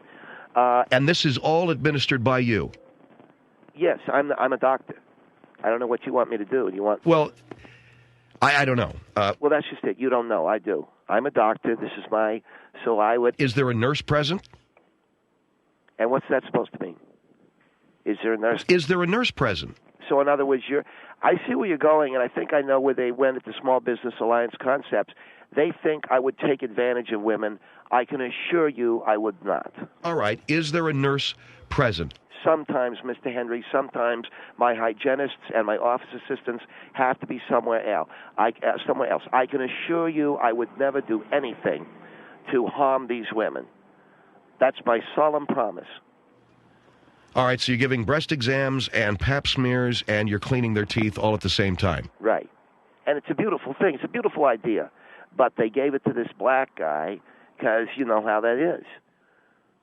All right, the name of the company that you were not the company, the organization is the Alliance of Small Business Concepts. They give out this award. It's a $50,000 award. You don't need $50,000. No, I don't. But the prestige of winning this award is one in which I think we all can share as an industry. All right, 1-800-449-8686, Phil Hendry Show. Great, too. 1-800-449-8686, what is? The other concepts that we had. Dr. Jim Sadler's with us, by the way, the Phil Hendry Show here, 1-800-449-8686. And Dr. Sadler is combining health services under one roof in order to create what he calls a new concept in healthcare. He is a dentist. He is also offering women gynecological exams and breast exams. And at the same time, Dr. Sadler, you lost out on a Small Business Great Idea Award, didn't you? I did, Phil. All right, and you're accusing the company of racism. Yes, because they gave the award to this black guy who made a spiral escalator. And is it possible that they didn't give you the idea award because they found your ideas strange?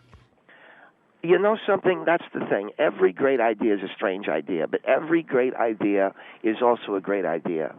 One of the things that we wanted to do, and we still feel it is sound, it is, I think, medically hygienic, is that the women could also come in and avail themselves of abortions and those kinds of invasive procedures, as well as have their teeth cleaned. Any dental procedure that... Now, hold on for me. You're talking about having an abortion. That is correct. Any dental procedure that requires the patient to be completely under would be given a breast and gynecological exam for free, which also saves money.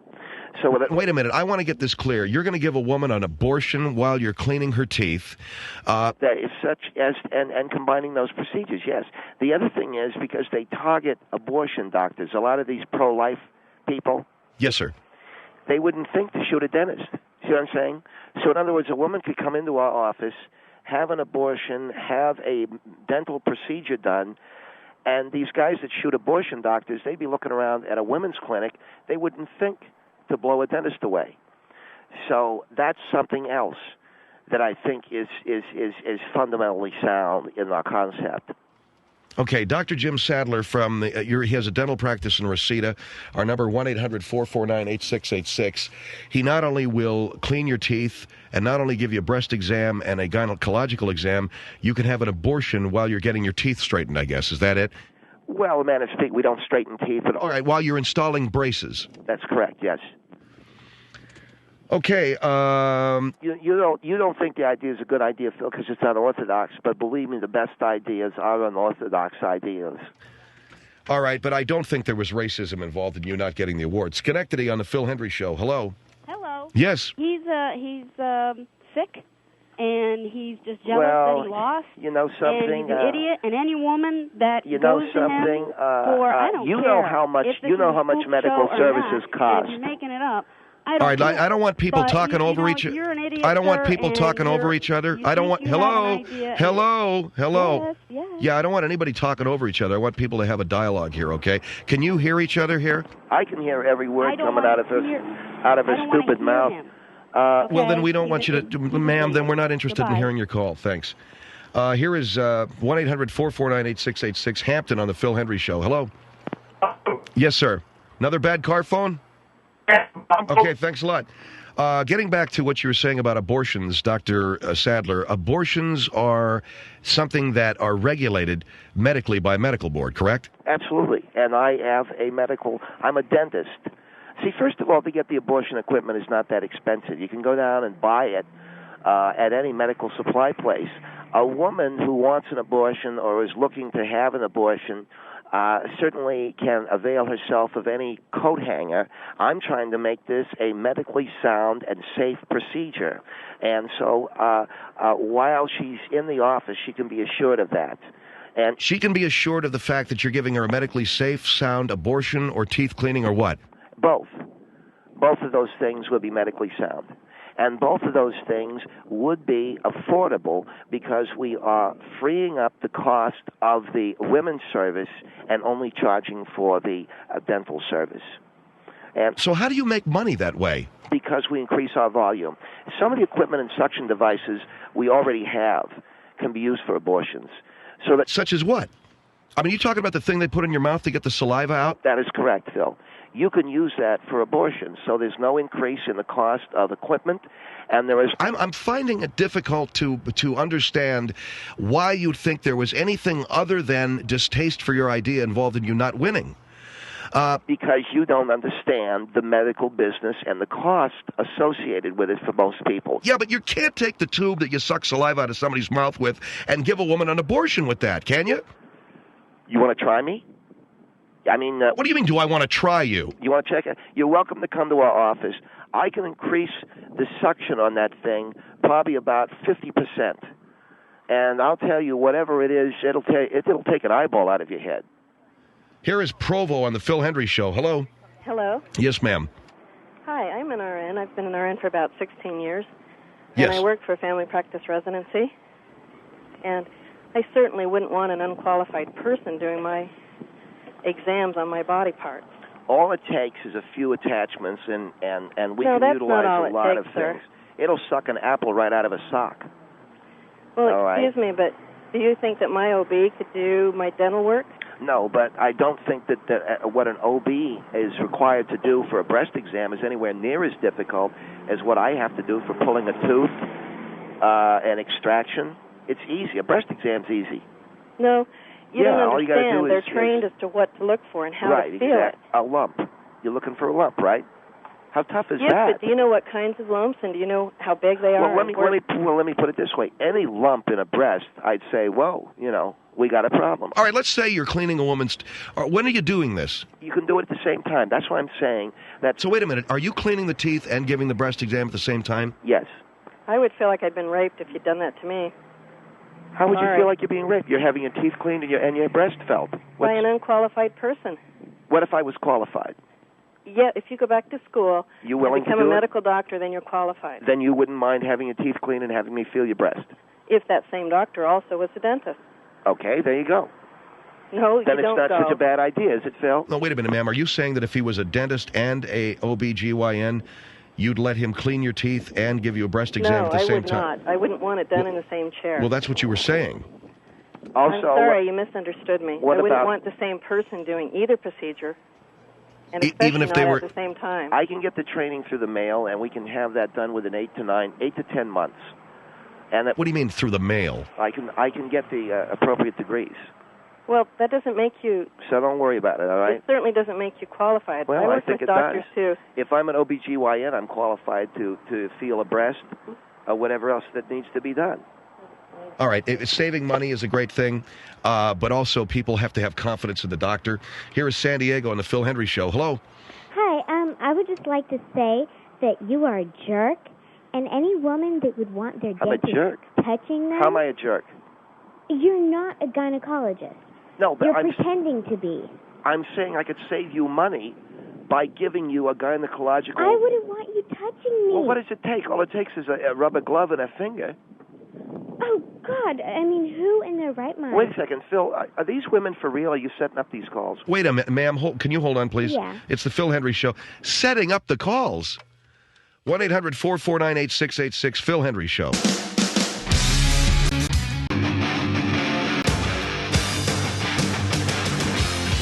Phil Hendry Show at 1-800-449-8686 with Dr. Jim Sadler from Reseda, California. He's a dentist who has proposed a radical and revolutionary means of health care for women. He's a dentist who will provide dental care and perform OBGYN procedures, abortions, pap smears, and breast exams on women that come into his office.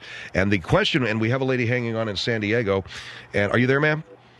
San Diego? Yeah. Okay. And the question that was also asked Dr. Sadler is that is there a nurse present in the room with you while you're doing these invasive procedures? Phil, not always, but I promise that I'm not going to do anything bad. Well, how can we trust you if you're not, like, okay, say you get your mail order certificate. Right.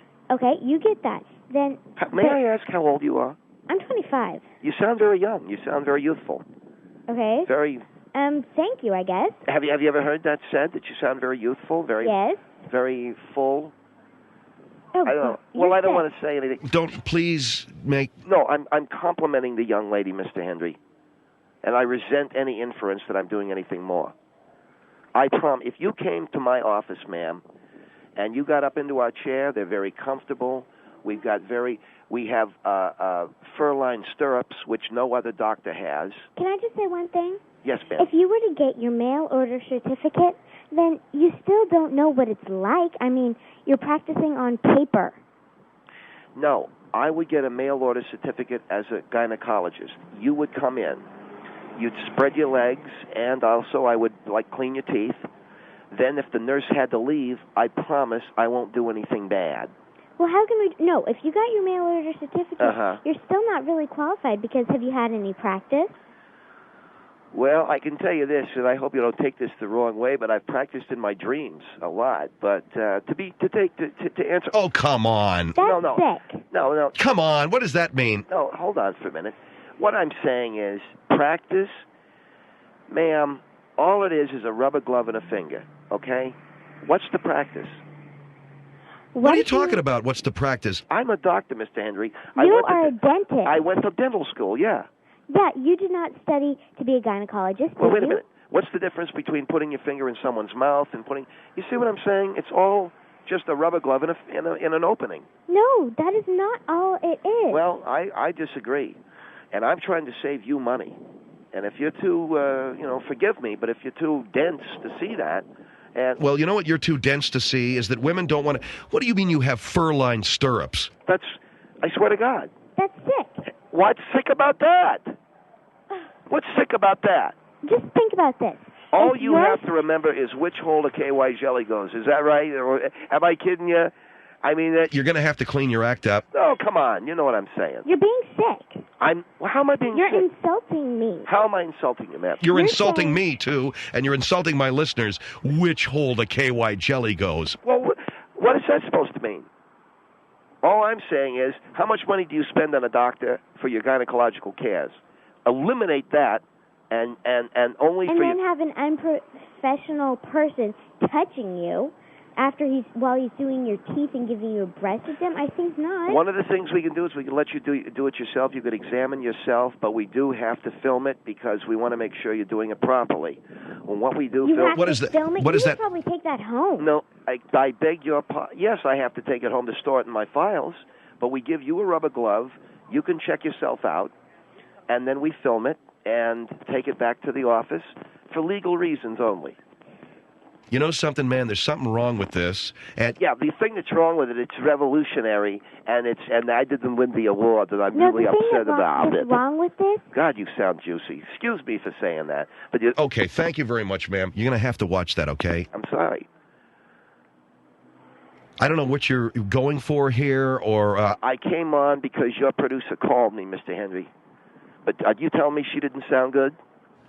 She sounded like she was 15, if you want my honest opinion. Yeah, she says she's 25, too, and we're supposed to believe that. But when a woman says no, she means no. But she says she's 18, it's our call. Can you believe that crap? I don't believe it. Say that again? When a woman... Never mind. Here is Santa Clarita on the Phil Hendry Show. Hello.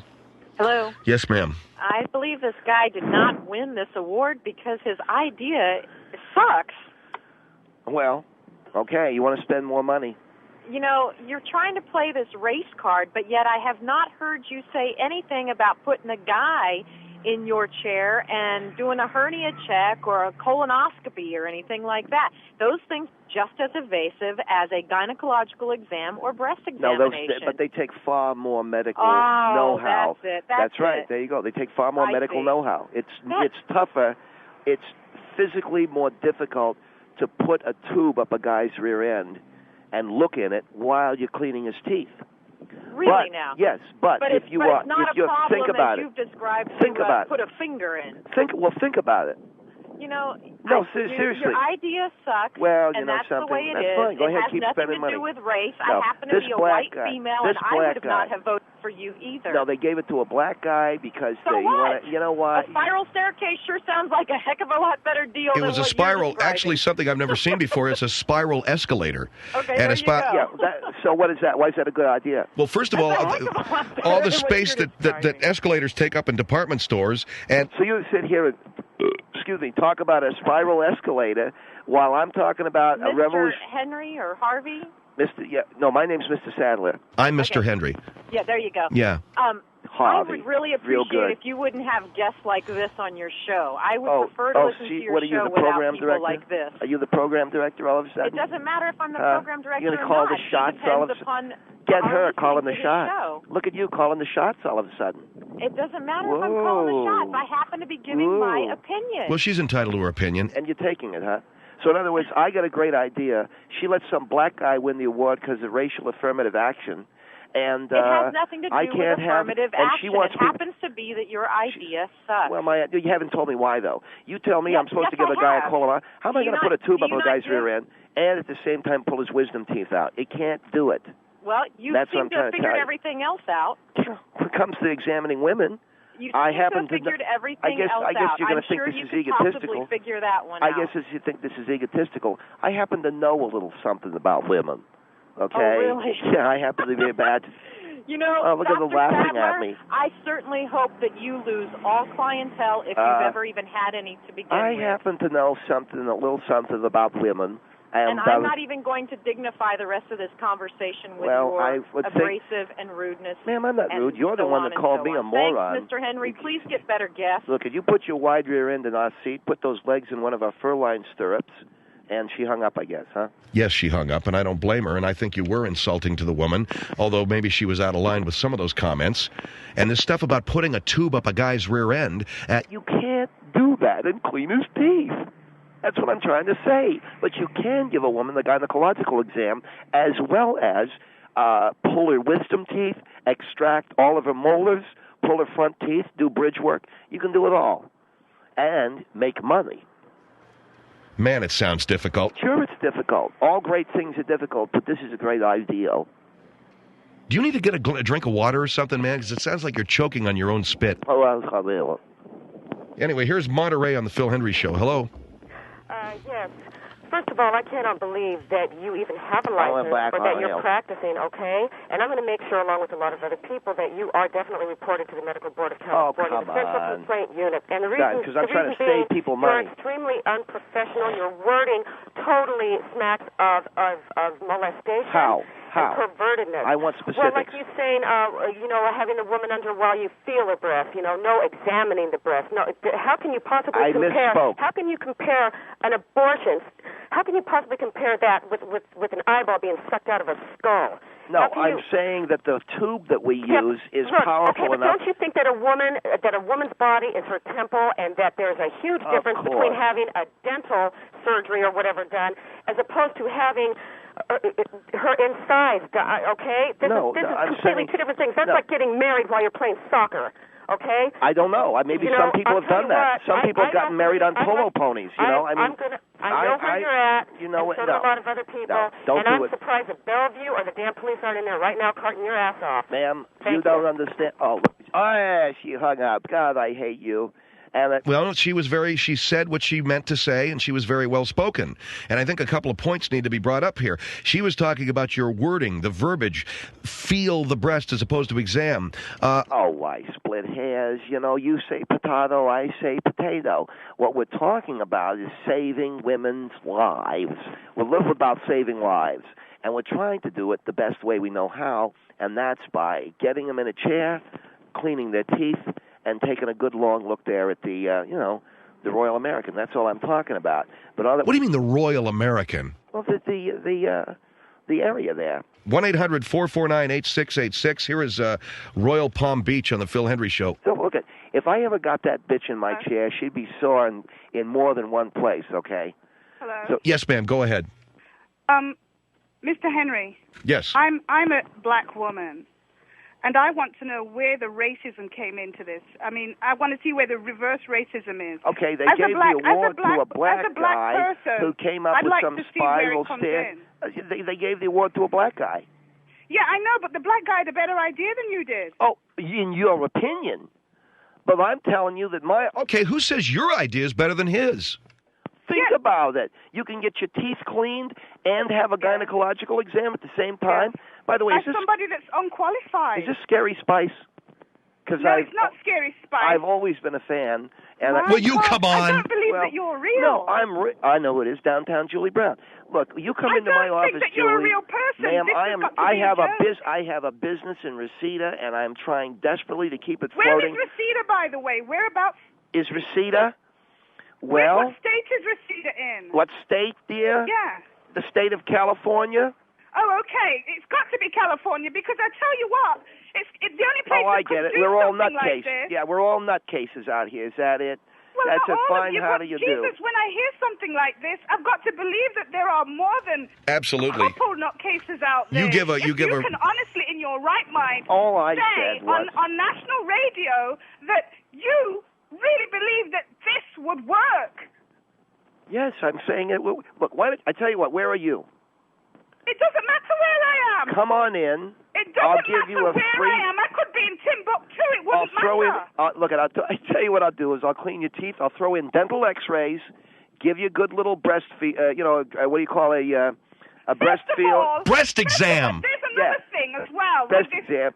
touching women's because you have fantasies about it. No. Let me tell you something. If there's anyone out there in the medical field that any one of our to this doctor, I'm asking you to.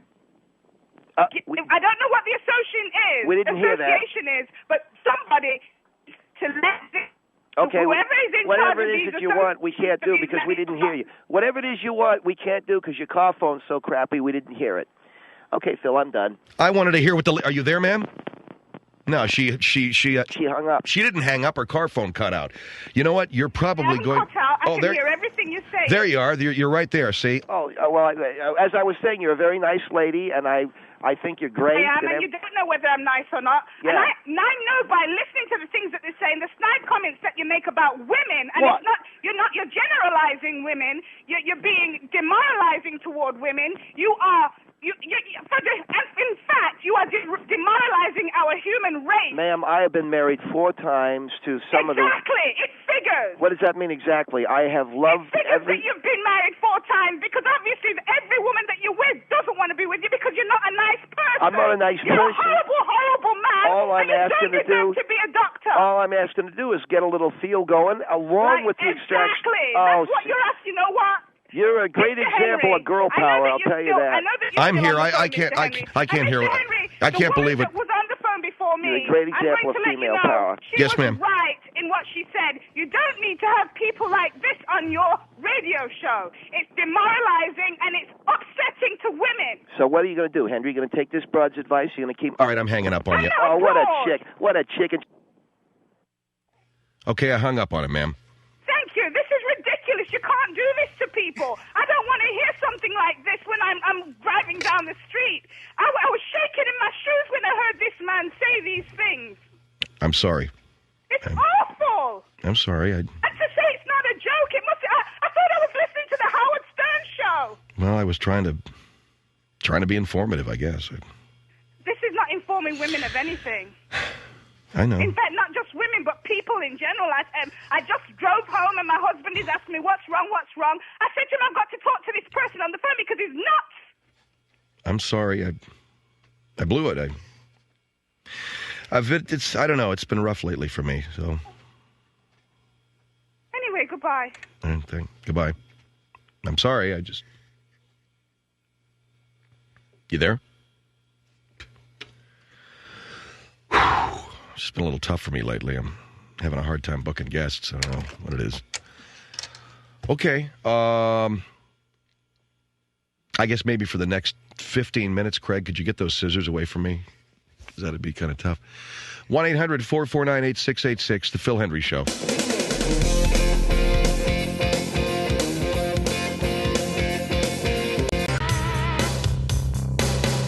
would you call this torture? Yes. Yes, I would call it torture. I don't know. Is that you call it torture? Because to me, that is. Would you please stop doing that to that man? I'm not doing anything that Warren isn't totally familiar with as a former homosexual who wants desperately to be a straight man. And I just don't want you to do that if you're going to demonstrate that. I asked the lady, does she call that torture? No, it is torture, and okay. You know what? Quit it! It wasn't hooked up to him. Stop doing that to him. That wasn't hooked up to me. I'm just kidding. All right, if you guys are running some game on me, man, I don't find it funny, okay? No, Mr. Henry, when he gets a shock, even though he is not aroused by a man, it reminds him of where he has been as a homosexual, and that has to be reinforced.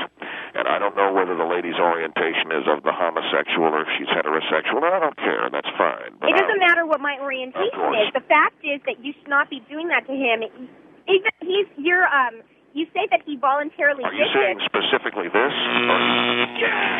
Stop it.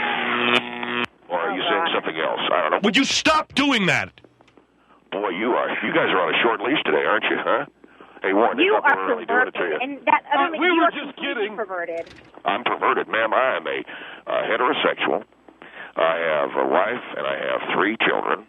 I feel sorry for your wife and your 3 children. Well, ma'am, I make love to my wife as a Christian man, and I have heterosexual sex, and we never do anything that is even remotely considered to be of the homosexual.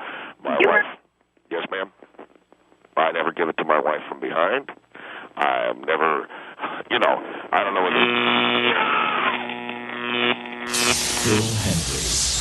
Flashback. You see, moments like that and the preceding hour, that's why this show will achieve world domination. That's why this show is the next step, the evolution, if you will, in radio entertainment. And that's why all of the little lightweights out there who claim dominance over me, their day's coming. They know it.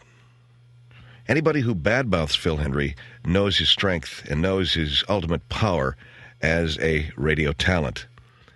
Yes, many great ones have gone before me. Enter now our show. Enter now not only our show, our style of entertainment. So enjoy it while it lasts, all of you guys out there with the comb over. Enjoy it. And my kid does everything. So I'm talking with Bob Green about my daughter had these magazine subscriptions that she's selling. Well, Phil, I've got the same situation in my house. My daughter is selling magazine subscriptions to win a prize. What do the kids get? I think the number one seller gets a trip to Universal Studios. And these magazine subscriptions, which my kid does every year at her school, it's her middle school. Well, a lot of schools do these, don't they? That's my understanding. I don't know, but I expect my employees when I come in with a lot of the forms that my daughter brings home, and she says, "Daddy, will you have the people at your work sign these?" And I said, "Of course I will, darling." And I bring them in, and I certainly do expect my employees to order magazines.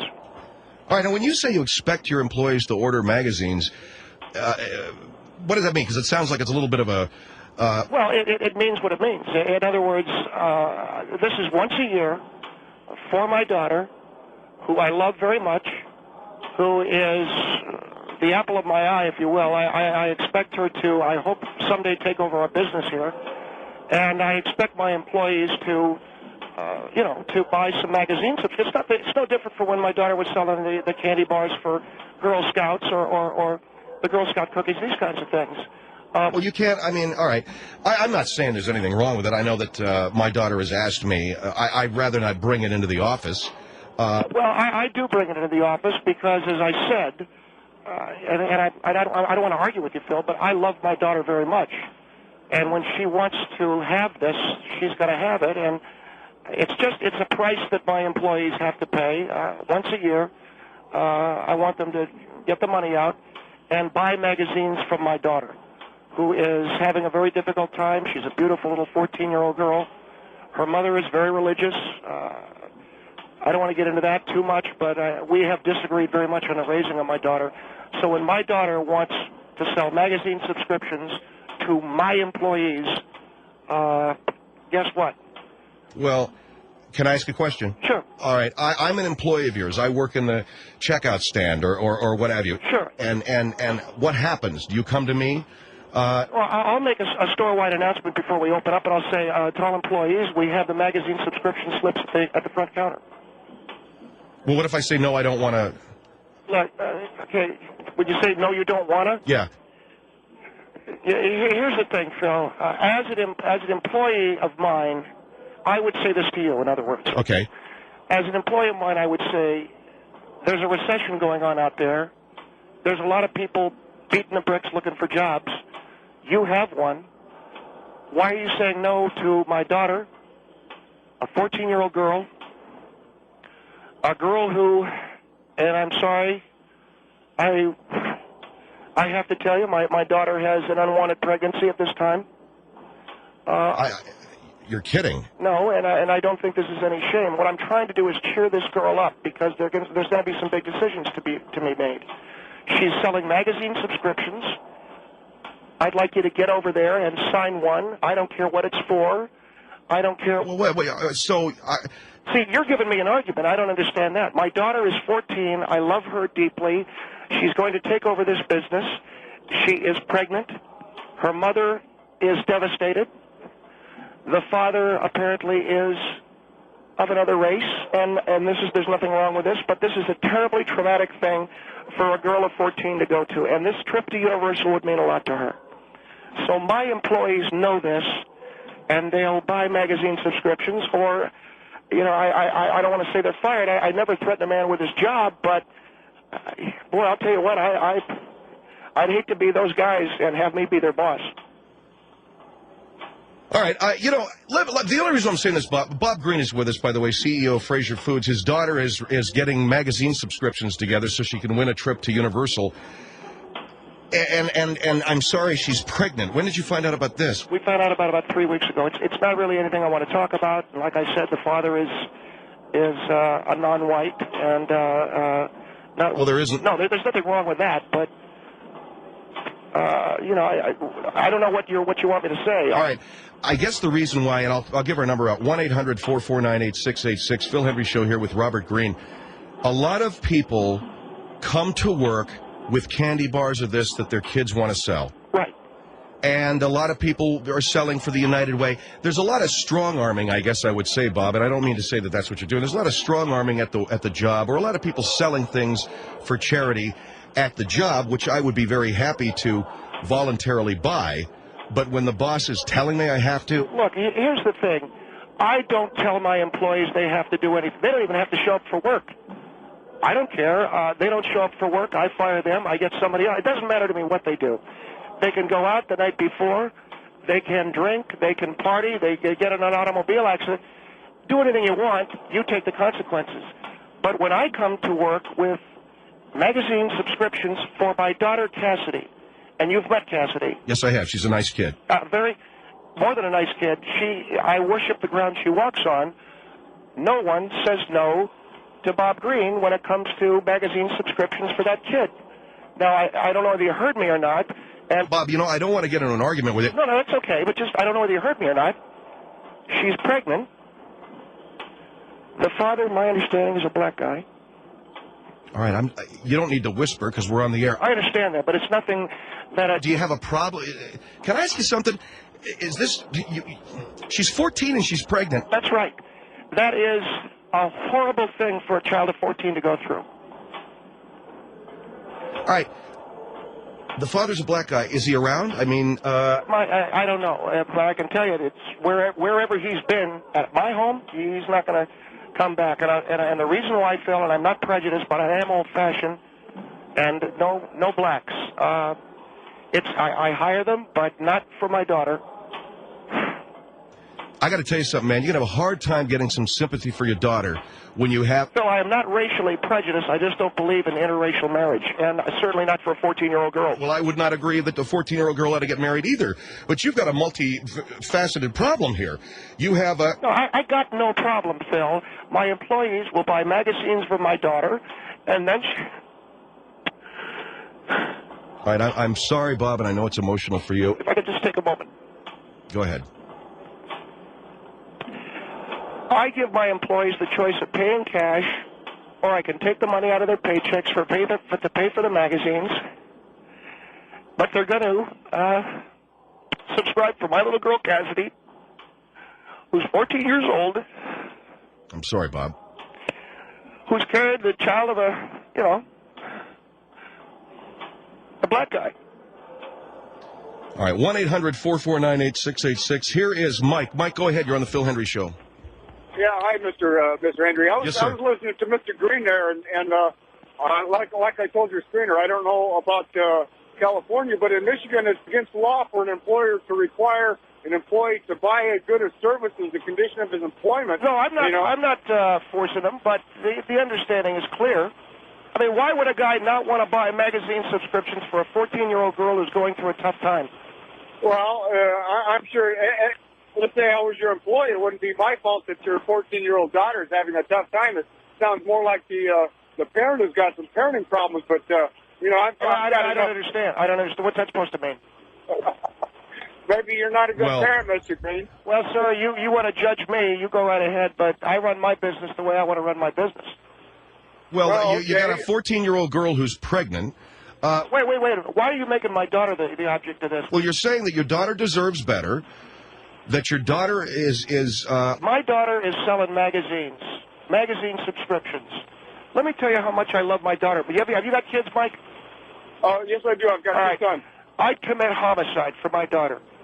I would kill anything or anybody for my daughter. Well, I don't know why that's funny. Well, Mr. Green, I can understand. I can sympathize with you, but I wouldn't exactly kill for my kids. Okay, well, that's the difference between you and me. All right, 1-800. All right, that's fine, Mike. 1-800-449-8686. Robert Green on the line with us, the CEO of Fraser Foods. We're talking with him about kids who bring magazine subscriptions, home, and they want to sign up a lot of people for magazine subscriptions. He brings them to his place of business, and it sounds to me like he's compelling his employees to sign these, to order subscriptions. 1-800-449-8686, Phil Hendry Show. The Phil Hendry Show is back. 1-800-449-8686. All right, Robert Green with us from Fraser Foods. Mr. Green, when you talk about having your daughter's magazine subscriptions in your place of business and you're forcing people to buy these magazines, what you're basically saying is you're going to lose your job, right? No, I don't think I'm saying you're going to lose your job, but the understanding is this. My daughter is going to inherit this business someday, so I think that makes her a special person. And as I said, she's pregnant. I have got to break the news to her that we're going to need to,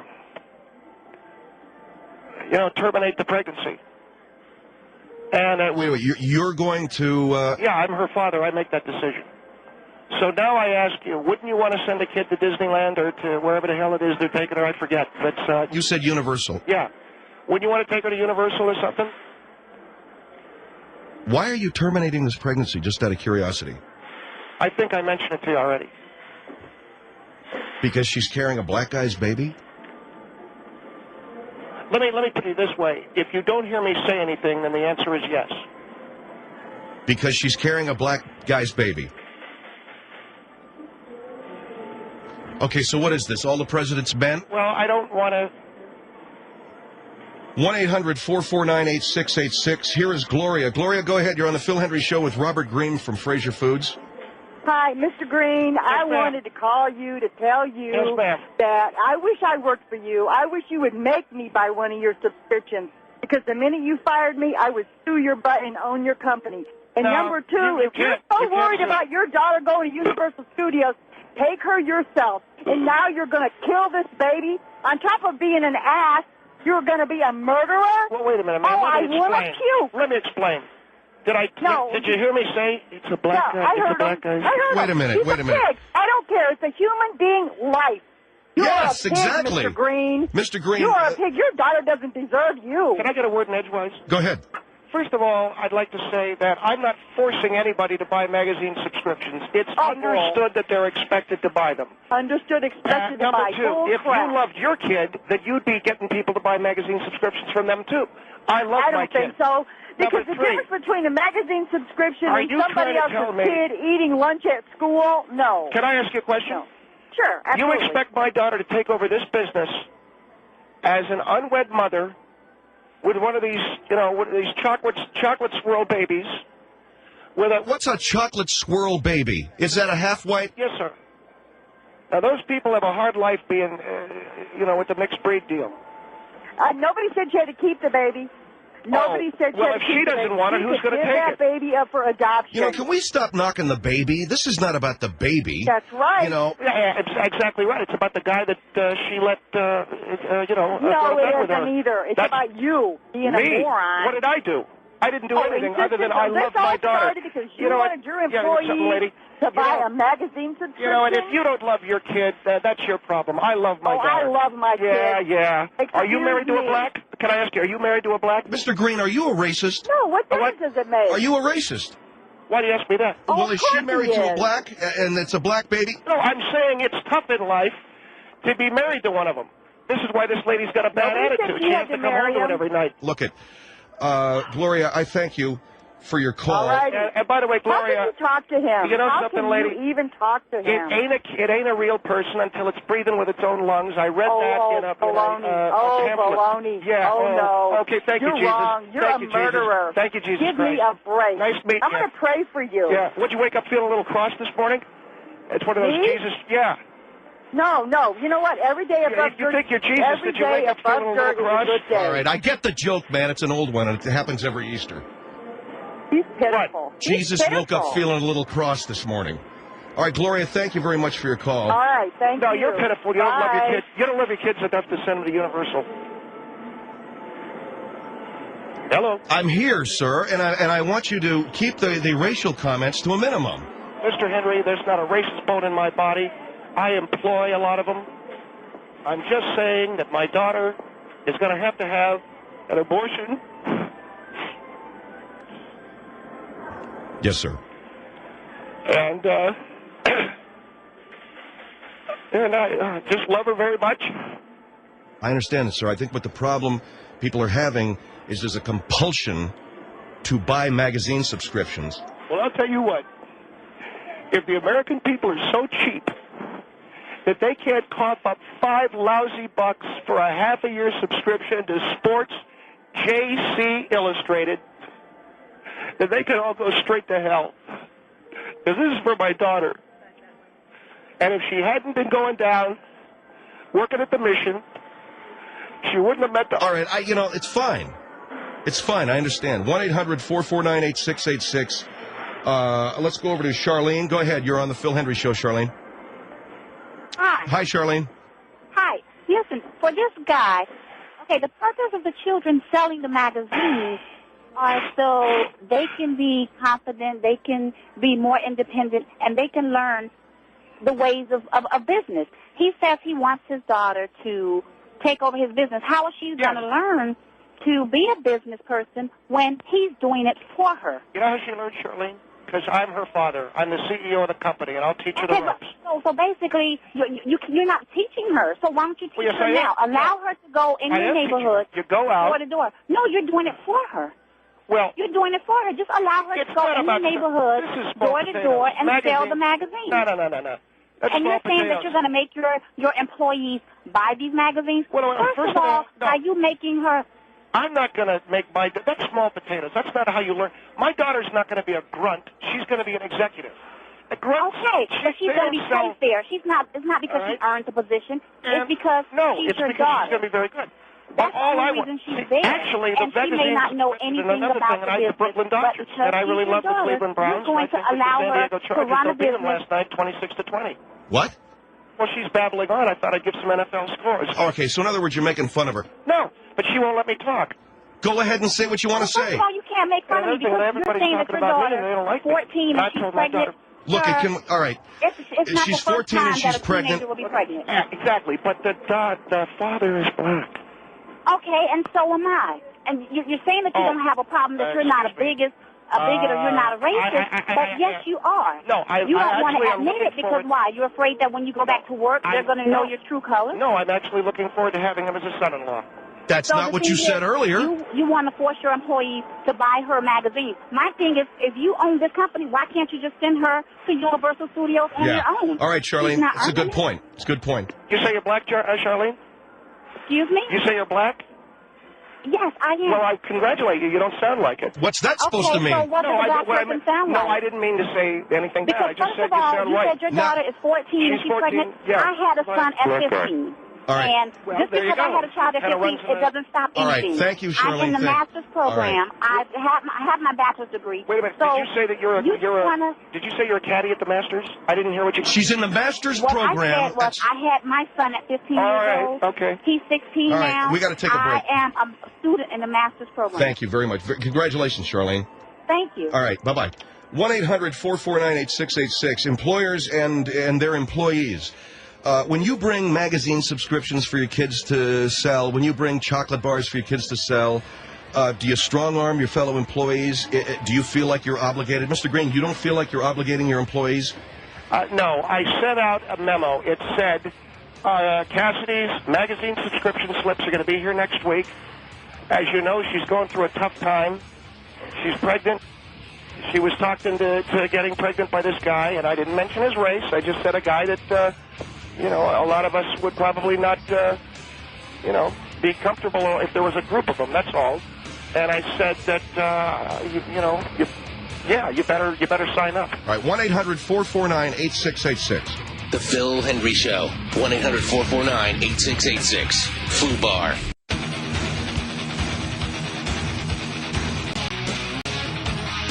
One 800-449-8686. The Phil Hendry Show is back. Do you force we're back with Robert Green, CEO of Fraser Foods. Are you forcing your employees to buy magazine subscriptions? How many times do you want me to answer this question? The answer is maybe. I mean, well, what kind of an answer is that? Well, look, I'm the boss. I don't say you're fired, but when the magazine subscription slips come around, I will eyeball my employees. See, I don't say they have to buy. I don't say they don't have to buy. I just look at them. So in other words, you intimidate them. I don't intimidate them either. Well, if you're eyeballing me up and down and you're my boss, that would feel like intimidation. No, that's not intimidation. That's what I would call simply saying to them, this better happen. Now, I've said it once, and I'm going to say it again. My daughter's pregnant. She's going to have an abortion. I'm sorry that I'm forcing her into it. It's the only thing I can do to make sure that she takes over this business. Because of the contacts she will make in terms of business, because of the people she's going to have to meet, because of the social as well as business connections she'll have to make, she cannot possibly have a child of color when she's white, because then... It looks like she married a black guy. Everything you say points in that direction that you're a racist. No, I disagree, okay? The magazine subscriptions, by the way, you can get Ebony, so don't call me a racist. All right, let me go to a phone call. Mark, you're on the Phil Hendry Show. Hello. Hal, how you doing? Yes, sir. This is Mark from Little Rock. Yes, sir. First off, Bob, I have to agree with you for a second. I have to let you know very much. that I agree with the whole color issue. Thank you very much. But it seems like the only person with no morals in the story is your daughter, though, sir.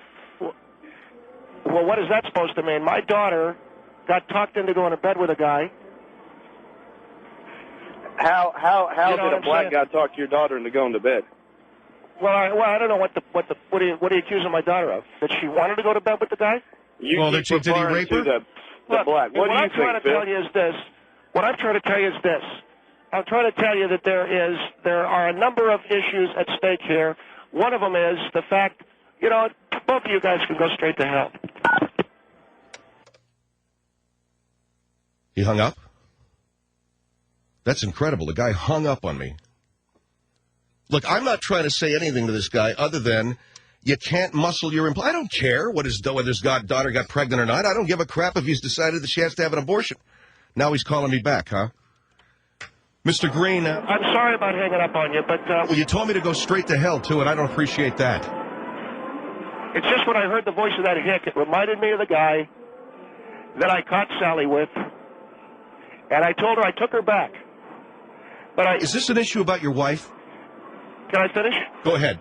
When I heard that voice, it sounded just like the hick that I caught my wife in a parked car at the foot of our driveway with, engaged in a sex act. Can I ask you something, sir, with... Excuse me, I'm not done. I heard that hick's voice, and I thought it was him. The guy that just called was engaged in a sex act with your wife. I thought it was the same guy, yeah. You got a daughter who's pregnant by a black guy. Your wife was engaged in a sex act at the bottom of the driveway at your house. And you are trying to muscle magazine. I'm not muscling anything, Mr. Henry. I'm suggesting it, that's all. Here is Cindy. Go ahead, Cindy. You're on the Phil Henry Show. Well, if indeed this scenario is a true one, which it doesn't sound like it is, it sounds too unreal to believe. I don't care what you think, ma'am. I've got a daughter who is... I know. Don't get me wrong. I like blacks. They buy a lot of Hostess products. I'm not talking but about I'm simply... I'm talking about a 14-year-old girl who's pregnant, and her father is sending memos around to his employees. I want the girl to get doing? the trip to Universal Studios so that when she has the abortion, she won't be torn apart by it. Well, then take her down there yourself. No, she's going to win it. Oh, she wants to win the contest. If I were your daughter, I might run away. Wrong. Well, you're not my daughter, okay? If you were my daughter, I'd put you up for adoption. Well, That's very funny. Yeah, well, that's hysterical. Well, I mean, my daughter. First of all, I wouldn't want a daughter who's 50. That's number one. Number two. Look, let's stick to the point. I said I like blacks. And I'm not black, thank you. I'm just saying Well, aren't that if you I lucky? were your daughter, I think you're causing her great trauma. Well, so she should have the kid then. Oh, thanks a lot. No, Great. I'm saying for you to direct her life the way you are and publicizing... All right, I tell you what, Mom, publicizing her pregnancy. Do you have kids? I certainly do. Jesus. All right, thank you. Here is Anthony. You're on the Phil Henry Show, Anthony. Hello? Yes, sir. Go ahead. Yeah, that guy, he is a bona fide racist, and you can put it whatever way you want. Come on. What are you talking about a racist at all? Somebody is good enough to work for you, but they're not good enough to date your daughter or whatever?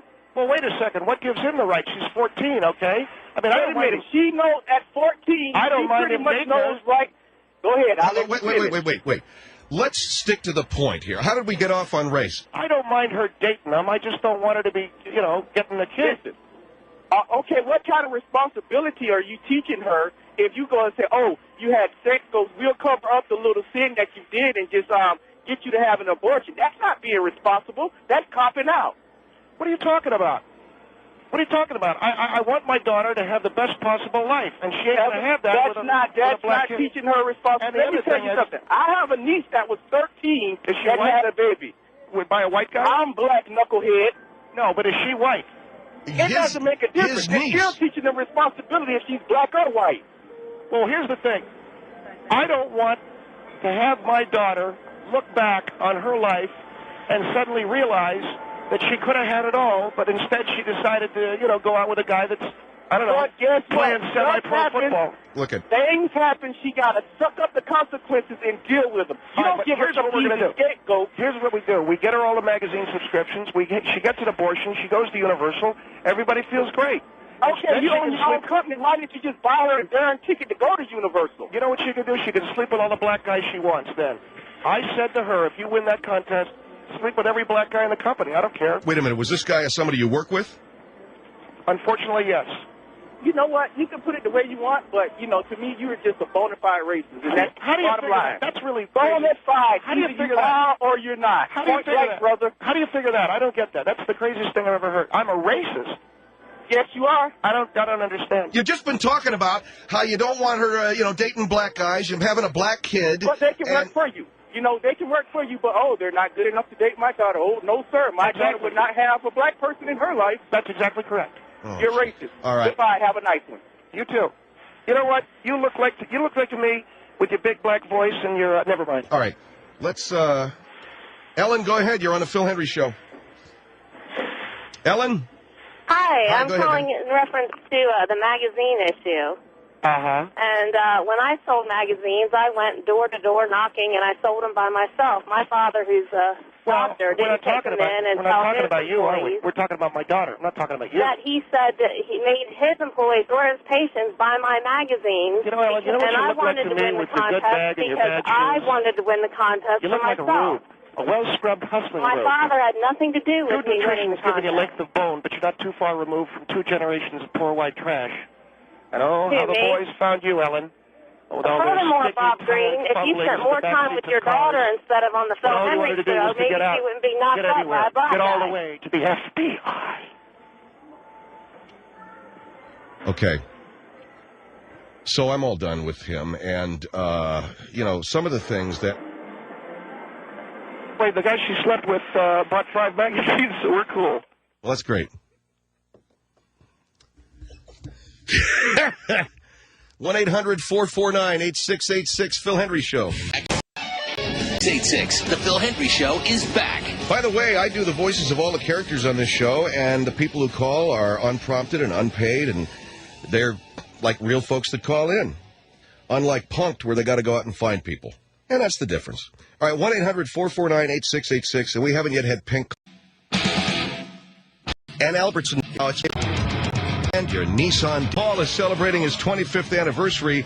Pastor William Rennick, among other dignitaries, ministers, religious clerics from the United States will be traveling to Rome to celebrate that with the Pope. But you have made statements, public statements, that you think the Catholic Church has abused Pope John Paul. Can you tell us why?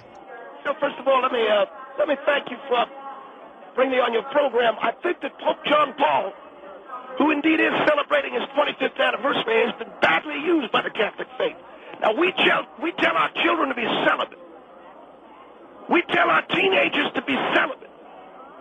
We tell these children not to have sex until they enter the holy union of matrimony.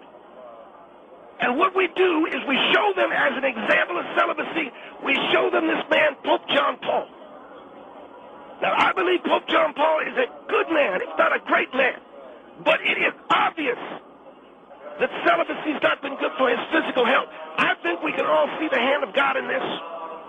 I believe that... All right, to interrupt you, Pastor, you saying the Pope is showing young people that celibacy is ultimately bad for them? Again, Phil, I think that if God were trying to send us a message, we see the Pope every day. We see him frail. We see him having difficulty with speech, having difficulty with his ability to move. You can't understand what the man is saying, this wonderful man, who I think is condemned to a life without love by the Catholic Church. Well, that is not... But Phil, I want to say something else. I think that the people who are Catholic in this country need to take a good long look at the very man who leads their religion and say, look what celibacy has done to him. Why would you want a child to look like that? Why would you want a child to be pitched over in a chair? Why would you want a child? Pastor... No, but why would you want that? To me... Pastor, I just want to ask you... To me, it's an abomination. Now, we are here at Los Angeles Airport. Pastor, I got to interrupt you. I don't want you to give a sermon here. No, I'm not giving a sermon. I'm telling you, you asked my opinion. I know, but I gotta jump in with a question. But I just want to say, Phil, we are at L.A. International Airport. We are going to fly to Rome, Italy. And I want to celebrate the 25th anniversary of this great man. But look at him. Man ain't well. Because he doesn't have sex. That's not the Catholic Church's fault. Okay. All I'm saying, I'm a man of God. No, but Pope John Paul is a man who is infirmed. He's a man who's in his 80s. He is a man... But the man, they roll that man out. He looks terrible. All I'm saying, I'm a man of God, yet I have a wife. I've got a wife. Well, you are a Protestant cleric. You're a Protestant minister. He's a Roman Catholic. I got a wife. There are many men who minister to people, have beautiful conjugal relationship with a wife. and yet I can still be a man of God. I'm a minister of God, and I'm a lover of women. And there are many men like Billy Graham is a man of God. Yeah, he got a woman. Oral Roberts a man of God. He got a woman. I understand. And that Ernest Ainsley. He's a man of God. He got a woman. I think it's insulting to say if you're a man of God, you can't have no woman. Look at Billy Graham. Billy Graham. And yet we tell our children to be celibate. And the example we give them of how great that Pope John Paul is, he can barely breathe. Then why do we tell our kids to be celibate when you said there are better examples of men and women engaging in a sexual life? Bill, I don't know. I have prayed over that. I mean, look at this. We tell kids to be celibate, and yet there's you and your wife, and you say Billy Graham and his wife. I don't know. I have prayed over it. I can't get an answer. You've prayed, but... Well, I can't get an answer, which makes me think that maybe that's not God's will at all. In some ways, the work of the devil. And so celibacy is the work of the devil. All I'm saying, look at the condition of Pope John Paul. That a life of celibacy would do that to a man? That's got to be the devil's hand. All right, hold on. 1-800-449-8686. Pastor William Rennick. Bill, I'm in a public area. If I can move over to a different area, it'd be a little quiet. That's fine. I'm going to get the phone number out, Pastor. 1-800-449-8686. Pastor William Rennick is on to say that Pope John Paul is not good for kids because he's an example of celibacy, and if he's an example of celibacy, then kids shouldn't be celibate. This is really not... Pastor Rennick, you there? I'm right here. This is really not an issue of Catholic or Protestant. Well, Phil, what I'm saying is, I don't know if celibacy is the right way for a child to go. I prayed on it the other night. Right. And I said, God, give me a sign. And tell me, is celibacy the way to go? And he didn't give me jack squat. I think it's wrong. I think it's the work of the devil. Would you encourage kids to abandon celibacy? No, what we're planning on doing through our Sunday youth ministry is we got a class on the possible debilitating effects of celibacy. We'll be giving this to the kids and show them the other side. We have to show them what it's done to the Pope so they have all the information. There's going to be a slideshow showing recent pictures of Pope in his chair, not in control of his functions. Man ain't got control of his bowels. And then a discussion group, and then kids can talk about this openly. There's a certain amount of acting out that we encourage, because when you first see the Pope, and you're somebody who wants to be intimate with a woman, it can stay with you for the rest of your life. We're about the kids to the youth ministries. All right, hold on. You are having a slideshow for the kids to show them the debilitating effects of celibacy? Absolutely, because we have to show them that we are not hypocrites. We've told them, don't you go out and have sex before you marry. Now they're in the public, look at him. Man, they had a woman, look at him. He looked like, he's like half the size he was 2 weeks ago. Are the parents going to be present at this? I'm sorry? Are the parents going to be present at this seminar? Phil, I prayed on that one. I have to tell you, I pray on it every time I talk to our young people in our youth ministry, and I ask God, please tell me whether the children should bring their parents. Because I think a lot of parents can mishandle the message that I'm giving to the children and will misinterpret it and influence the children negatively. In other words, the parents unwittingly do the work of the devil. So I prayed on it. And a passage from the gospel, praise God, the gospel, came to my mind.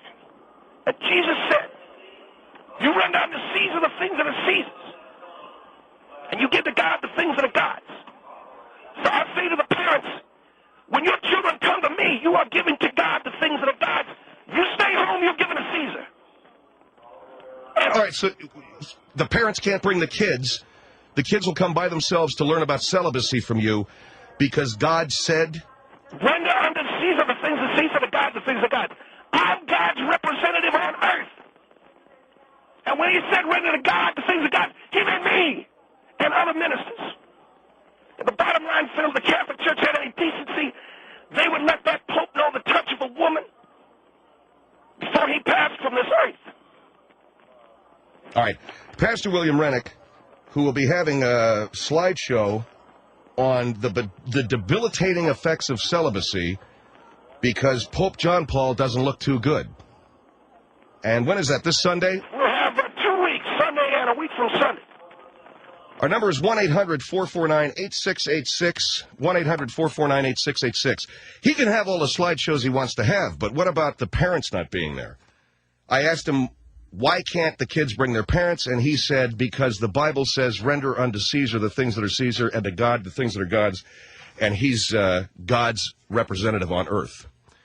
1-800-449-8686. Is celibacy something that really we shouldn't be showing or teaching to children because it hasn't been too healthy for Pope John Paul? This is the Phil Hendry Show.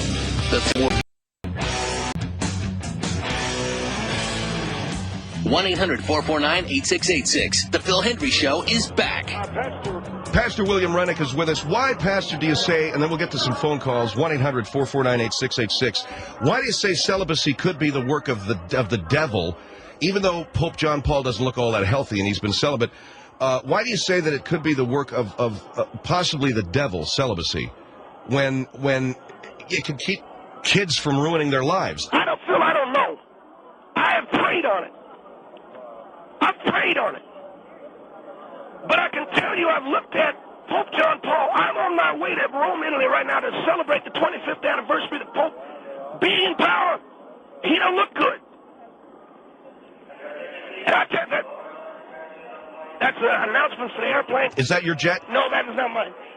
But he don't look too good. And I think the fact he's not known the touch of a woman may have a lot to do with it. All right, and what about the fact that Jesus did not have women? Well, Jesus spent time with all kinds of people, including women of the evening. And that tells me that there would be nothing wrong with the Pope having the company of a woman. Jesus hung out with hookers.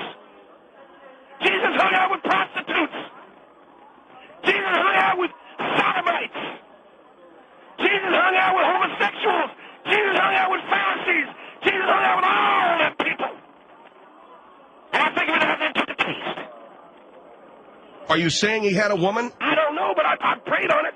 But I'll tell you what, right now, he's hanging around. Mary Magdalene didn't hang around with him because she liked the way he dressed. All right, 1-800-449-8686. Let's go to Stephanie. Hi, Stephanie, on the Phil Hendry Show. Yes, hi. Hi, I ma'am. just have a couple comments for the Reverend. Are you ready? I'm listening here. Is this Stephanie? Yes, Reverend, hi.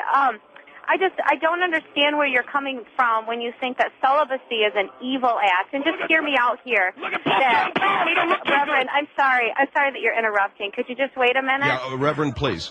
Reverend? Yes, I'll listen to you, but I'm just saying, have you heard what Reverend, I would love to listen to you. If you would just give me a minute to tell you what I have to say, please. All right, I'm listening. Okay, thank you so much. You don't look too good. Celibacy, excuse me. Go ahead. I'm sorry. Celibacy is such an extremely holy act that you are giving absolutely everything, all of your desires, everything over to God. You're giving your sexual desires. You're saying you want to be the father of the church. You're saying you want to marry the church and care for those people. And the disciples were told to leave their wives, leave their jobs, leave their belongings to go and teach God's word. They were told to leave those things behind so that they could give all of who they are to God. I don't understand why that would be making him sick, such a holy act. Stephanie, I'd like to say, I think it's pretty sick.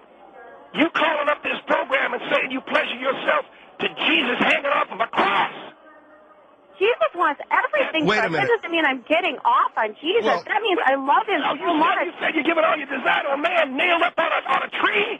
No, you're being ignorant and misunderstanding what I she didn't said, say that. Reverend. In the Bible, Jesus said, don't judge lest ye be judged. You are judging the Pope. Reverend, are you a man of God? Miss, I've got Joyful Union congregation, a Pentecostal congregation. Right. Okay, I'm just making sure because you seem like you're judging me, and I thought Christians didn't do that. I'm just trying to make this clear. You are judging me. No, I'm not. I was just wondering if you... The pimp is the guy who's getting off on pictures of Jesus Christ and all that. All right, 1-800-449-8686. Here is Tom. Go ahead, Tom. Tom. Bill. Yeah, go ahead. You said the same thing I was going to ask the Reverend, why he would go all the way to Rome to visit a guy who's an advocate of the devil, evidently, if he thinks celibacy is devil worship or something, and Jesus was celibate. I think it's got to be. Jesus, as far as we know, we don't know whether he's celibate or not. There ain't nothing in the Bible says he's celibate. There ain't nothing in the historical book that says he's celibate. Well, you seem to know everything else about him. Maybe you're hanging out with him or something. How do you know? Sounds to me you're making a good living on this religion thing there, Reverend. I think you're not doing too shabby. I think you're queer for Jesus. You know that? Oh, now, wait a second. Well, what's this guy talking about? How do you know what Jesus' sex habits are? You haven't read up on him or something, right? What a fact. All right. I mean, you sound more like a... Well, this guy said he's judging me. How did he know Jesus was celibate? I didn't know Jesus was celibate. All I know is Mary Magdalene was there, and Mary Magdalene was the one that he hung with, and he went out with her, went shopping or what have you. If they went on a dinner date, if they went to that wedding where Jesus changed the water and the wine, what do you think his date was? Mary Magdalene, was he dropping her off at the house with a goodnight kiss? What crap? All right, let me go over to Lynn. Lynn, go ahead. Hi, how are you doing tonight, Good, sir? Lynn, thank you. I just have a couple of comments to make to the Reverend. First of all, sir, you don't seem to know the definition of sin. The Bible says that Jesus was sinless, and in that he could not have had sex with anyone because the Bible clearly states in the Old Testament law that to have sin with a woman and to have sex with a woman before marriage was sin. He was not married; it was sin. Second of all, I'm a youth pastor at a non-denominational church. Wait a minute. If you guys start talking over each other... She don't know that he wasn't married. Well, there's nothing in the Bible that says Jesus got married. Oh, give me a break. Sir, you obviously don't know the Scripture. Oh, and you do. Every Christian I talk to is an expert on Scripture. And you call yourself a Christian, so you must be one too then, right? I didn't say I'm an expert, but I do know my Bible. And the Bible says that you do not plow under the ground upon which the tree of life sits. I'm trying to pick me an apple from the tree of life. You're trying to plow that field under. Let her finish. Lynn, go ahead. Okay. First of all, I just want to say that. Okay, I've got two things to say. First of all, I'm a youth pastor at a non-denominational church, and we do not teach our children those kinds of things. We teach our children to be celibate before marriage because that is what the Scripture requires. I'm sorry, Lynn. When you're getting food, Reverend? I'm sorry, Phil. I wanted to get some Starbucks coffee. All right, that's fine, but the lady's talking. I'm sorry. This man, he seems to call himself a preacher, but he has yet to have a true relationship with Jesus Christ because he's so blinded by his own pride and selfishness. Parents should always be involved with their children's activities, including ministry at the church. If he's not allowing parents don't send your kids to wherever wait he's at. a second. That's why the children freeze up, don't want to talk, because they got their busybody, nosy parents sitting there. They love to come to my youth ministry because it's always about the kids talking. So you don't have a youth ministry. Yes, I do have a youth ministry. Sir, you do not have a youth ministry. You have a cult. Oh, is that right? Well, thank you, Jesus Christ. I didn't know you was a woman. I'm so glad that you saw him in me. No, I didn't see him in you. You think you are him. No. I had a friend of mine once who thought he was Napoleon, too. I don't know who your friends are, sir, but you're not Christians. I think you need, ma'am, render unto Caesar the things that is Caesar's, God the things that is God. Them kids That's right. And you know what he was referring to right there? He was referring to taxes. And I don't worship no golden idol. I worship the Lord. You do not worship God. You've never prayed to God. You've prayed to yourself. All right, then neither of you. You've never prayed to God either. All you do is sit around and get off on pictures of guys hanging from crosses. And all right, we don't need to go there. Well, she does that. She's saving up all her desire for Jesus getting dragged along the street and beat up. My God is not on a cross, She gets off on seeing He's Roman alive. soldiers kick Jesus in the nuts. All right. God, this is almost blasphemous, and I'm not even that religious. Mr. Henry, don't ever tell me about God. I know about God. I've made a hell of a lot of money. I mean, I've been... Yeah. 1-800-449-8686. Pastor William Rennick is with us saying that celibacy can't possibly be the way to go for young people because the Pope has been celibate all of his life and he looks like hell. 1-800-449-8686. And he's talking to these kids and not allowing the parents into the room. Phil Hendry Show. The Phil Hendry Show is back. 1-800-449-8686. One of the things that Pastor Rennick has said is in his youth ministry to tell kids that perhaps celibacy is not the best idea. If you take a look at the Pope, he doesn't look very healthy, and he's been celibate his entire life. You have told kids to come to the youth ministry meeting where you'll talk about this, but don't bring the parents. Now, our number is 1-800-449-8686, 1-800-449-8686. How can you back up that statement, don't bring the parents? One of Jesus' favorite things was to sit and talk with children. See, I know my Bible. And he loved children. Now he'd tell the parents to go away while he spoke with the kids. And you know why? Because the kids was innocent and the parents were sinners. Jesus don't want to waste time talking to the folks that were hanging on the cross. He loved the children. He said, do not suffer little children to come to me. I want to talk to the innocent children so I can lay it on them real good. I don't want some people going to nail me to a cross. They're going to hang out here. Well, that's the same way I feel when I have my youth ministry. I want to talk to the children. I want to talk to the young people one-on-one and tell them all about how the Pope's all crumpled up on account of he lived a life of celibacy, and I don't need their sinning parents here. I don't need the harlots and the gamblers. Wait, whoa. What the film? No, whoa. You're calling the kids' parents harlots, gamblers. I don't want the adults in the youth ministry. All they're going to do is stink the room up with their sin. I want the little children. And Phil, I'm waiting for a jetliner that's going to take me across the ocean. I want to be with Pope John Paul, along with other ecumenical ministers.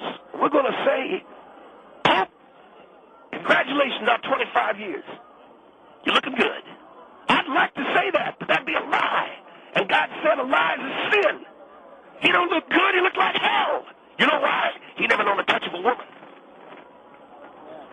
Now, when I tell him, when he was hanging on the cross, Jesus was quoted saying, Father, why did these sinners hang me on the cross? Damn them, Father, let them burn. But spare the children.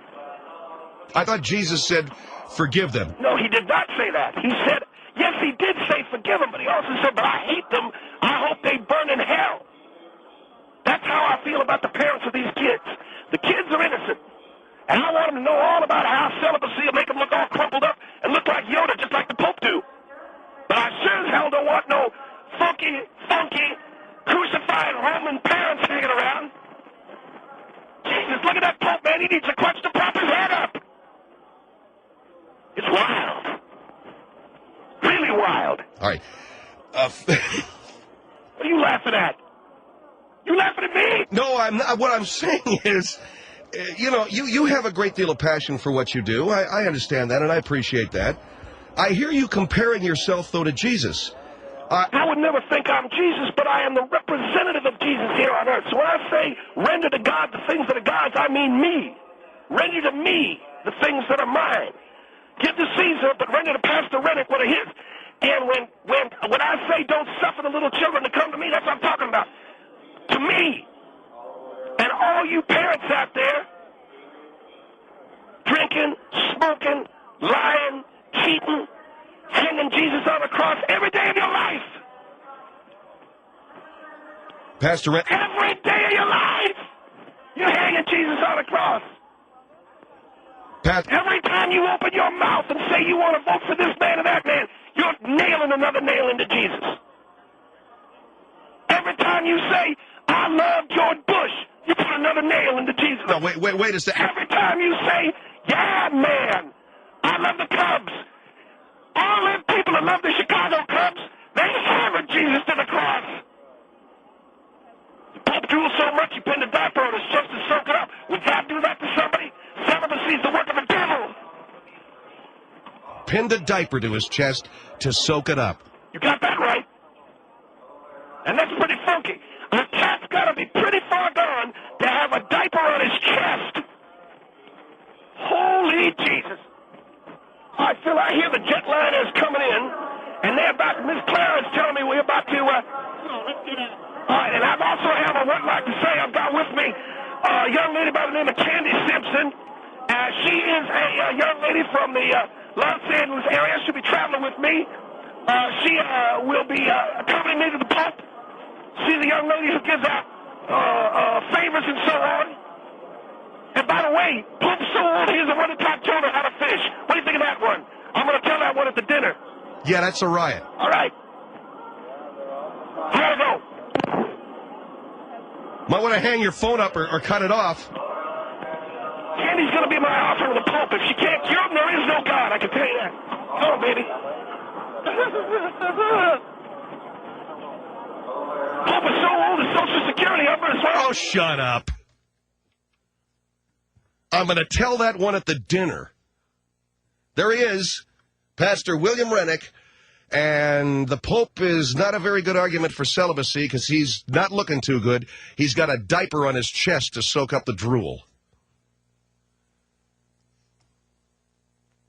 What do you want, man? What do you want? That's what you love. Pope's so old, he farts dust and drinks powdered milk. Now, another... Dude, I wouldn't be telling them gags at the annual College of Cardinals dinner and cocktail reception. 1-800-449-8686, The Phil Hendry Show. The Phil Hendry Show, 1-800-449-8686. You need a checkup from the neck up.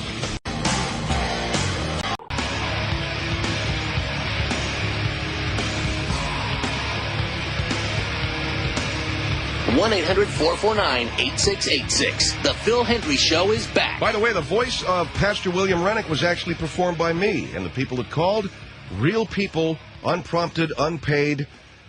They thought he was a real guy, and in many ways he is. I like to think that these characters that we invent in our program are real people. In fact, they are. They're based on people that I've seen, that I've worked with, in some cases that I've loved. Now then.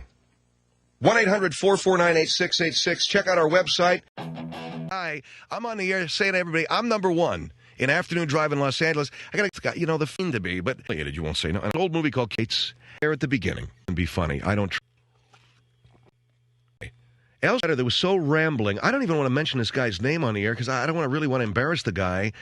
But there's things in there. He's been saying information, clearing. Wanted to know that I was there. I think half the station was praying that I'd get fired within the next 3 months. And I have never fire. I don't know how it's doing, Phil. Great. By the way, we had a fire. I said, "What the hell happened?"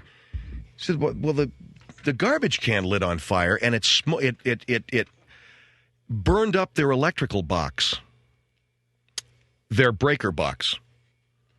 I said, "Well, thank God, nothing inside the house." He had that hang up doing okay. So I can get years to get information. You're going to have to come in with your... If you begin cause of people who are affected with paralysis, spinal injury, spinal cord injury.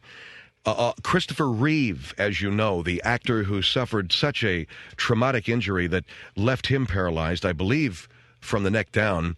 Christopher Reeve has been very vocal in trying to cure spinal injury and spinal paralysis. And one of the ways that they're doing it, and some of the advances that they've been able to make, is in a very controversial area where they use tissue from fetuses. They use the spinal or stem cell material from fetuses, aborted fetuses. And I know that Christopher Reeve has been before Congress to talk to them about making this more available for research. On the line with us from Santa Monica is Margaret Gray to talk about that, to talk about Christopher Reeve's efforts. And you work and you operate in the entertainment field, so you know a lot of these people, right, Margaret? Well, Phil, unfortunately, I do know quite a few people in the entertainment business who have been affected by this kind of traumatic injury. Christopher Reeve is just one of many. Teddy Pendergrass, as you know, suffered a very severe injury. Yes, he did. And in the world of sport, Mike Utley of the Detroit Lions. Thank God that Reggie Brown and Dennis Byrd are still walking. You know, Reggie Brown, also from the Detroit Lions, and Dennis Byrd from the New York Giants. The New York Jets. The New York Jets. All of these people suffer from injury, Phil, that could be very traumatic, and is not only dramatic and so debilitating, but it takes a toll. Hold on for just a second. I got a technical malfunction here. First of all, my headphone cord came out, so if you'll pardon me. How does this happen that this gets wrapped around? Sorry, tell Ms. Gray we'll be right with her. I almost strangled myself on my headphone cord. Pardon me. Is she back on, or do you need to dial her back up? Ms. Gray, forgive me. Are you still there? Yes, Phil. I hope you didn't strangle yourself. No, I didn't do that. I had a problem. Okay, so a lot of people in entertainment. We work in the entertainment industry, Phil. I do, you do. I am a journalist, and I do a lot of reviewing and covering of different stories. Christopher Reeve is one of our great performers. When he was injured, and that was in a horseback riding accident back in 1994, one of the brightest lights in entertainment, I think, was compromised. Mr. Reeve now is before Congress to talk about this fetal tissue issue where spinal cord cells from fetuses can be used to replicate healthy cells in people who have been damaged, who've had spinal cord injury. So let me get this, so I know what we're talking about. This spinal cord tissue that is used from fetuses is healthy, it's young, and it can regenerate itself to the point where it might cure spinal paralysis and spinal cord injury in other people. That is absolutely correct, Phil, and it is a very, very exciting and wonderful development. Christopher Reeve has been in Washington. Christopher has talked to Congress, and we are really hoping that in the future, Christopher Reeve, Teddy Pendergrass, other people in the world of entertainment who have suffered these terrible injuries will have this fetal tissue from the spinal cord made available to them. Now, I know that you're going to be part of a benefit which is coming up on, I think, in the middle of May. Do we have the date yet? We don't have a date settled, Phil. It will be in May. All right, and this is going to basically be a benefit to try to raise money for people who are affected by spinal cord injuries, correct? Absolutely, Phil. Fetal Position 2000 is something that we have worked on for a long time, and we will have a cotillion dance. We will have a celebrity auction. I am going to be singing some Rodgers and Hammerstein music. We're very, very excited, Phil. So you haven't sung in a long time, have you? I haven't sung professionally, Phil, in 30 years, so I'm really going to be enjoying that. And we'll be raising money, Phil, to try to help these poor women, lower middle class women who cannot possibly afford to have another baby, to give them the means for self-empowerment, give them the means for controlling their family, and help them get the abortions that they need. We can then take those fetuses, we can get them over to the hospital where Christopher Reeve has a lot of his therapy, where he does his therapy. Right. And begin to inject that fetal tissue into his neck or whatever you do. But we really have to get the fetal tissue for Christopher Reeve to use. Okay, so when you have your cotillion, and where's this going to be? Yes, Fetal Position 2000 will be at the Walter K. Clarkson Center in Santa Monica. We will have a cotillion awards banquet. I'll be doing a few numbers from Rodgers and Hammerstein. There'll be a celebrity auction, and we will be dancing. Phil, I'll dance till my ass gives out, till about 2 a.m. It's really going to be a lot of fun. All right. To raise money to help poor women get abortions. There are a lot of women who need abortions. They cannot afford it. They cannot control their families. Their fertility and controlling their fertility is difficult for them because they cannot afford these abortions. If we can help fund their abortions.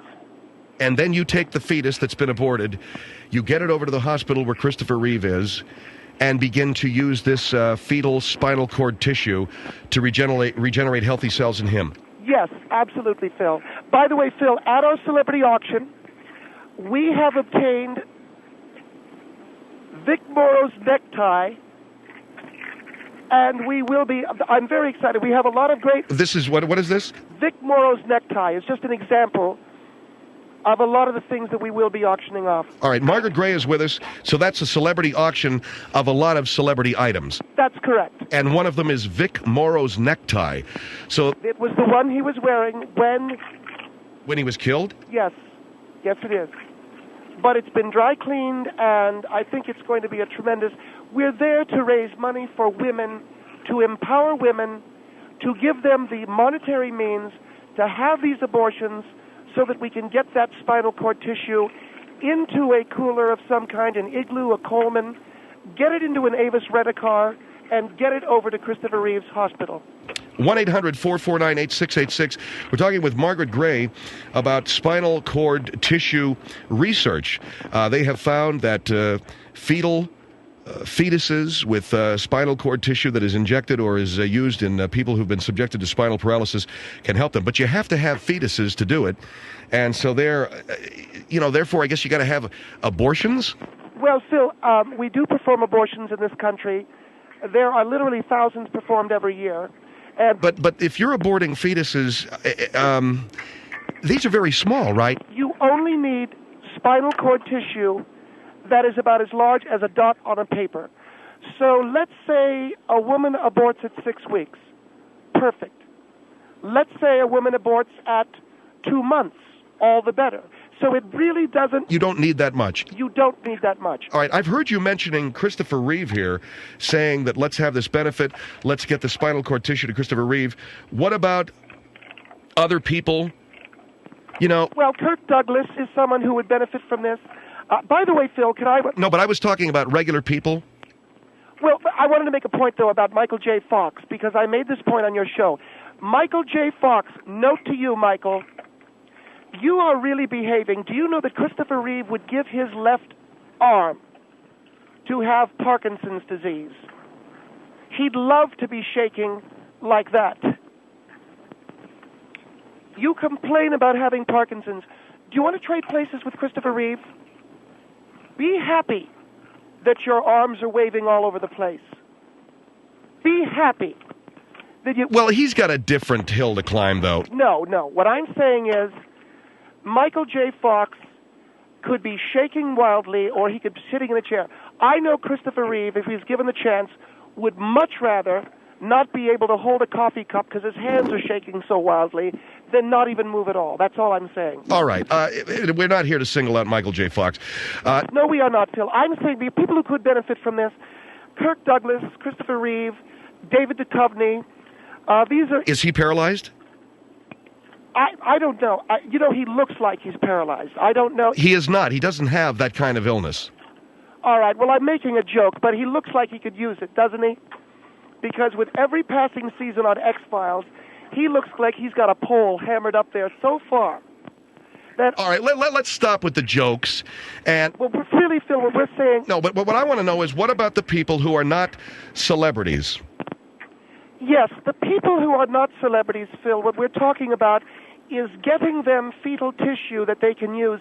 I would suggest that they contact doctors, they contact research hospitals, and they contact people they know who may be contemplating an abortion. They can contract for that fetal tissue, and... So your benefit is not to help them? Really, right now, Phil, we're concentrating on Christopher. We want to get him back on his feet.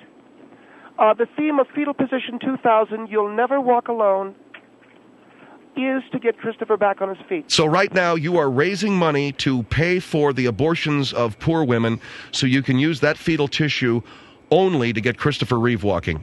Right now, yeah. Him and Kirk Douglas, yes. Kirk Douglas can walk. Well, whatever is wrong with his face, all I'm saying... What? That was a stroke, okay, that he had. I'm very, very sorry. Yeah, that was a stroke that he had. He can walk fine, okay? Hold the line, Margaret. Phil Hendrie Show, our number 1-800-449-8686. Fetal tissue used to help regenerate the cells of spinal paralysis, spinal cord injury victims. I'm sure you've heard of this. They can take stem tissue, stem cells from a fetus, and utilize them to recreate healthy cells in the victim of spinal paralysis. However, they have to use the fetal cell, and that means using aborted fetuses. Margaret Gray is with us. They want to raise enough money where they can get abortions for poor women and then get the stem cell tissue over to Christopher Reeves at his hospital so he can walk again. The name of the function they're going to be having next month, Fetal Position 2000, Walk Like a Man. And we're going to get back to talk with her about this because apparently this cotillion that they're having, this benefit, is only to benefit Christopher Reeve. And people who are not celebrities have got to go out and find their own fetuses. 1-800-449-8686, Phil Hendrie Show.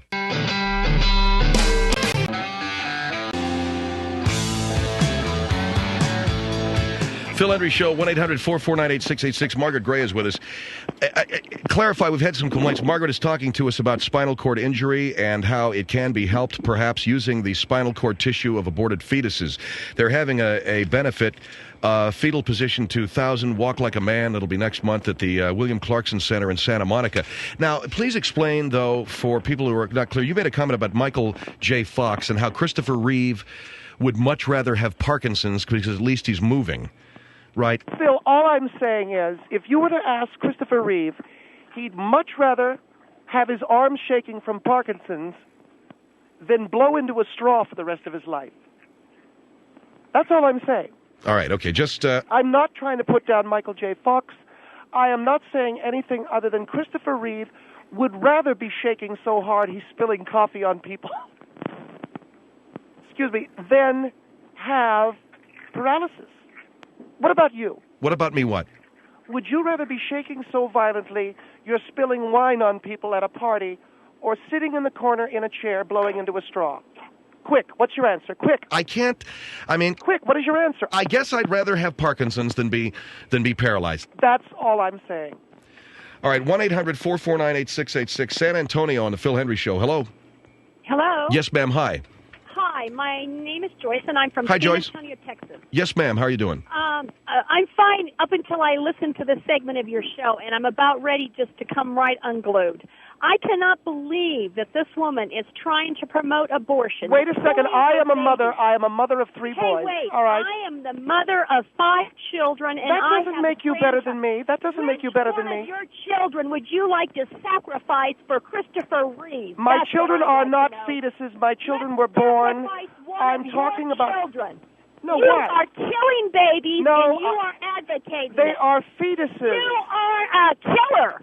You are a killer. To help Christopher Reeve walk again. To help Christopher Reeve walk again. I'm a killer. I don't care about Christopher Reeve. Christopher Reeve, God gave Christopher Reeve this burden. He did not give you God gave him this burden. To kill babies. You are a baby killer. So, in other words, you hate Christopher Reeve because he's a celebrity. I have nothing to do with Christopher Reeve. Christopher Reeve lived a good life.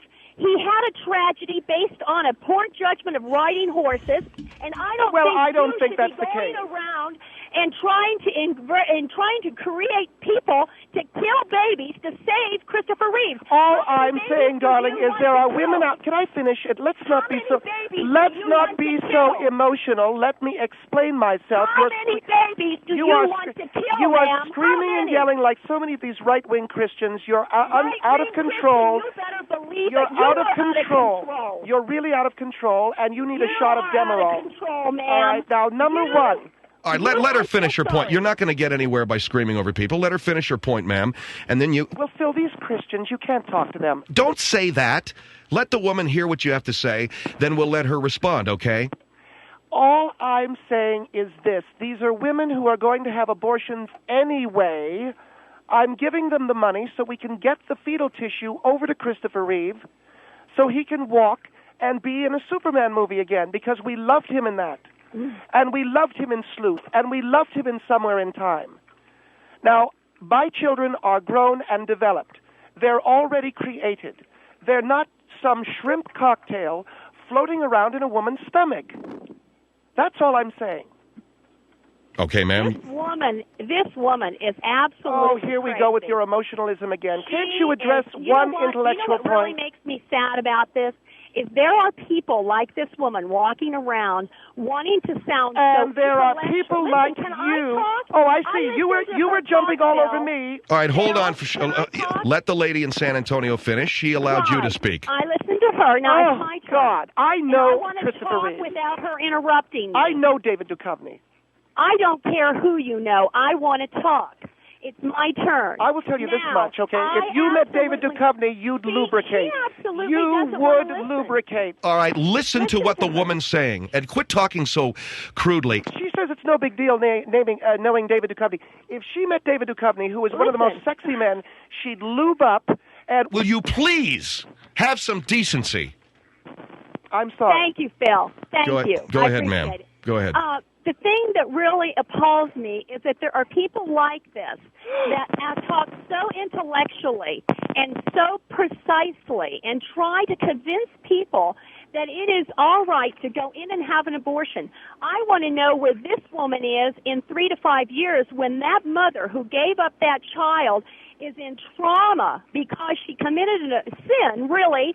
And I don't care what this woman calls please. it. I'm telling you, I right had now, 3 that abortions. Is a live baby. I've had 3 abortions, and I never wouldn't felt brag one. about it. Let me tell you. I've never had one day of remorse. Well, let's do You're this. kidding. I have a suggestion. I have a suggestion. Yes. On that woman's next firstborn grandchild, I would like to see her child, her son or daughter, have that baby aborted and give that cell tissue to Christopher Reeve. She loves him so much and thinks he's such a special part of this world. I would like to know. Did you see Superman?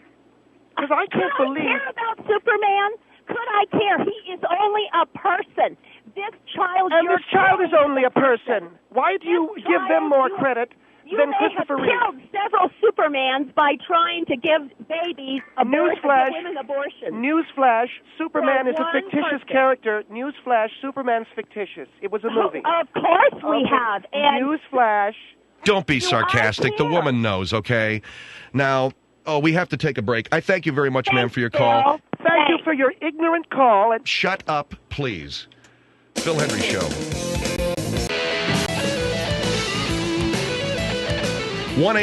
1-800-449-8686, The Phil Hendry Show. 1-800-449-8686. Margaret Gray is with us. Fetal Position 2000, Walk Like a Man, next month at the Walter Clarkson Center in Santa Monica, where they're going to be raising money for women who need abortions and using the fetal tissue from those abortions to regenerate healthy spinal column cells.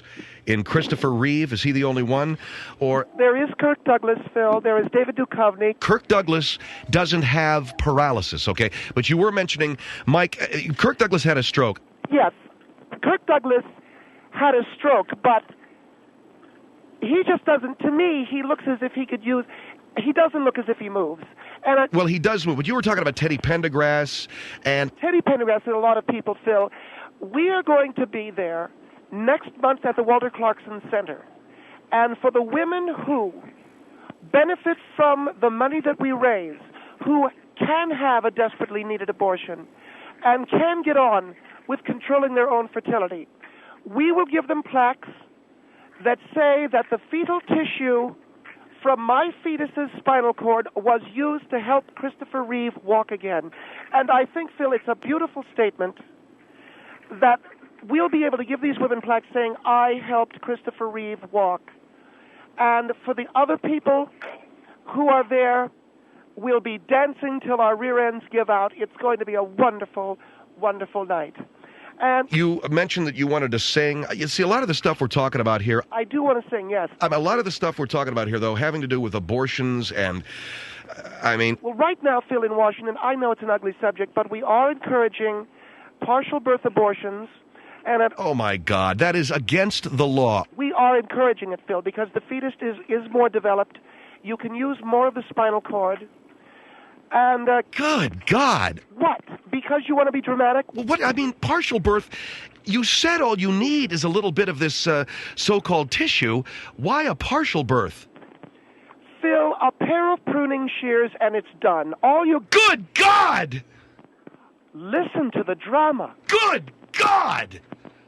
Pruning shears! Listen to your little dramatic talk show host. Did you hear what you just said? partial birth abortion, a pair of pruning shears, and it's done. You know, Phil, your drama... No, my drama. Forget about my drama. Did you hear what you just said?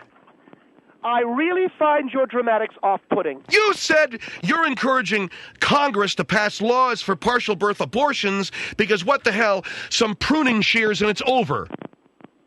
Well, Phil, I don't know if you're familiar with the technique in partial birth abortions because... I don't care about the technique.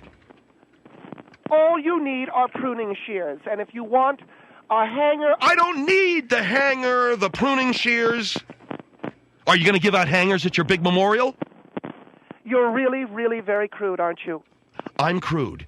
You mentioned... You really don't understand women, do you? You really don't get it about women, do you?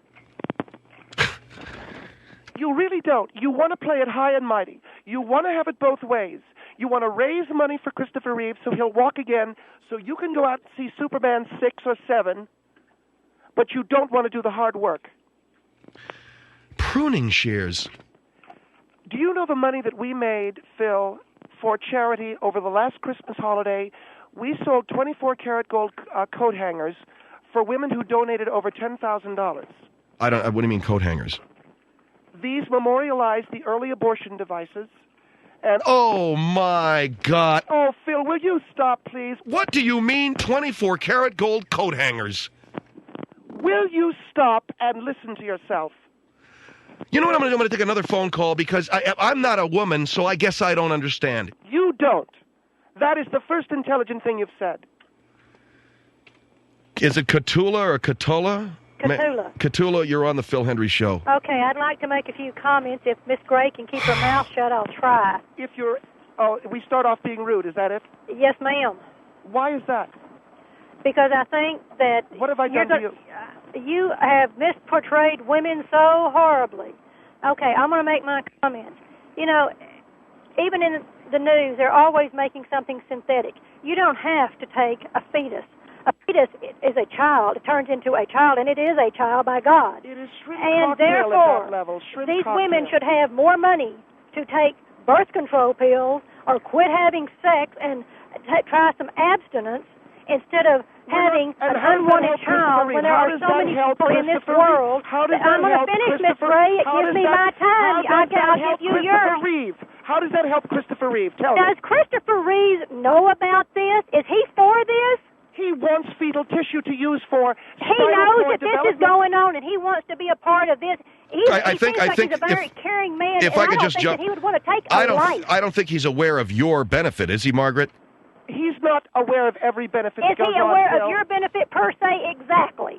I do not know. I doubt All right, is he endorsing it? That he would take I will tell you that Christopher Reeve was in Washington, D.C. He was in Washington, D.C., campaigning, I believe, and I could be wrong, for fetal tissue so he can inject it into his neck and walk. Well, I think what do you mean injected in? Use birth control, and why? If they want to have a baby, because if you want to play, by golly, you better pay the piper, honey. And if you want to play, that's what you're going to do. And there's people that'll take care of that baby even if you don't want it. Let me ask you something. Are you pregnant? No, I'm not pregnant. I've had two kids. I'm 52 years old. I've got a 25-year-old daughter, and she's never been pregnant, and she hasn't had an abortion either. To commemorate the women's movement, you wouldn't want to own a 24-karat gold coat hanger. No, I wouldn't. I guarantee you. You don't care what women have gone through, do you? Why would she want? Women make their own choices. So do men. People make their own choices. That God gave us a will. Why don't you sell some pruning shears too, Margaret, so you can get that partial birth abortion thing? Plated. Aren't you crude? You are the crudest woman I have ever heard. I have never called into a talk show in my life, Madam, but I was coming through town, and I was so appalled that I could not believe it. Because I stand up for Christopher Reeve, who can't stand up. No, you stand up for the most horrible, atrocious things in this world, woman. That's what you stand up for. I'm talking about helping spinal cord injury victims walk fine. again. You know, one of these days they'll come up with a synthetic spinal cord stuff that'll help people too, by golly, and they won't have to take it from a human being. And in the meantime, Christopher Reeve blows through a straw. In the meantime, God gave him a good family, and he's got a whole lot more than a lot of people have, especially those fetuses that are being aborted. Seriously, you're a mother. Are you a mother? You dadgum right, I'm a mother. I'm a mother, too. Let me ask you a question seriously.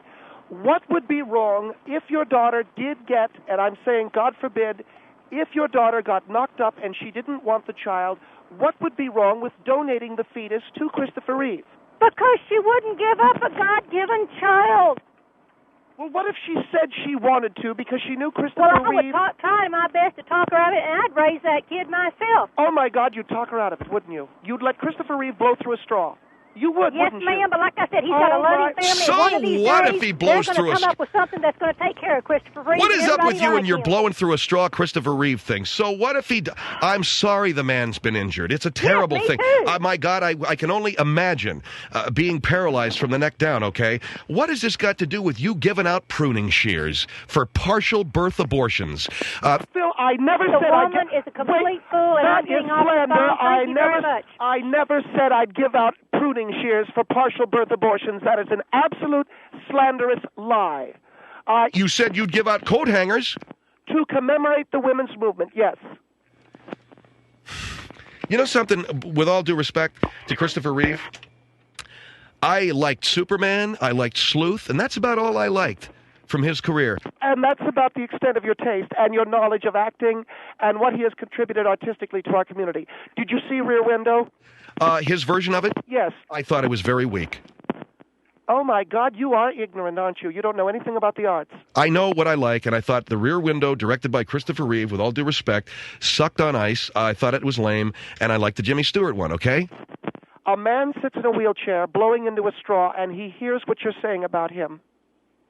Christopher, if you're out there, man, I've seen Superman, I've seen great... You're a great... That's not what you said. Now you're backpedaling. I didn't want to hurt the man's feelings, but I'm not a big fan of his. So, what? Fort Pierce on the Phil Hendry Show. Hello. Yes, hi. Yes, sir. My name is Robbie. I'm thinking about how many children would have to lose their life and breath just so one man could have a little comfort. He has his life and breath on him now. A little comfort? Walking? Yes, a little comfort. And really? We're taking the life of children. The life of children, potential children, as you call them. Technically, no, we are. Just so one man could have comfort. He has his life. He has his breath. I mean, I don't think but he can't walk. taking potential actors and actresses can't do a in movie order if to... you can't walk. You can't do a movie if you can't walk. What are you talking about? Well, of course not. You can't. But he has done so many movies. Why not give other children the chance to make their movies Can I ask you a and question? have the same great fame that Christopher Reeve has You're had? talking about life and comfort. Do you think crapping in a bag is comfortable? Do No, you really? I do not. Okay, then he doesn't have comfort, does he? Of course not. Well, but then why I'm did sure you say he pruning did have shears in the back of the neck of a child is not comfortable either. Pruning shears? That's exactly what you stated, correct? On partial birth abortions, yes. Yes, okay. This is a child who is half-born, and you're sticking pruning shears and taking that life from that child, and my that God, is not comfortable? Well, the kid's not completely made yet. I believe that the whole brunt of this conversation you're having now and the money you're raising is just to give abortions to these women who normally would not have them if they did not have the money. No, I want to raise money for our cotillion because Christopher Reeve, he's a great actor. Well, I agree and we he's have a to great raise money actor. for actors when they ask us to, don't we? Oh, yes, but I agree he's a great actor. No, we don't. I beg your pardon, we don't? No, we don't. Are you there, sir? Yes, sir. All right. Phil, can I get to my song? Well, what do you want to sing a song about? I want to give them an example of what I'm going to be doing at the cotillion on in the month of May for Christopher Reeve. And all right, please go ahead and do your song. This is Rodgers and Hammerstein. And think of the meaning of this, sir. You'll never walk alone. When you walk through a storm, keep your chin up high, and don't be afraid of the dark. You'll be good, Christopher. At the end of the storm is a golden sky and the sweet silver song of the lark. Walk on through the wind. Christopher, you will walk someday. Walk on through the rain, though your dream... Okay, I can't stand it. I beg your pardon? I can't stand it any longer. What? It was off key. Was it off key, sir? Yes, very. Well, you two are full of crap. What do you think of that? Well, I agree. Because in your mind, maybe. Walk on through the... I don't need to hear it any longer. And you never walk alone. I don't want to hear it. You never walk alone. Fine. Phil Hendry Show, 1-800-449-8686. Phil Hendry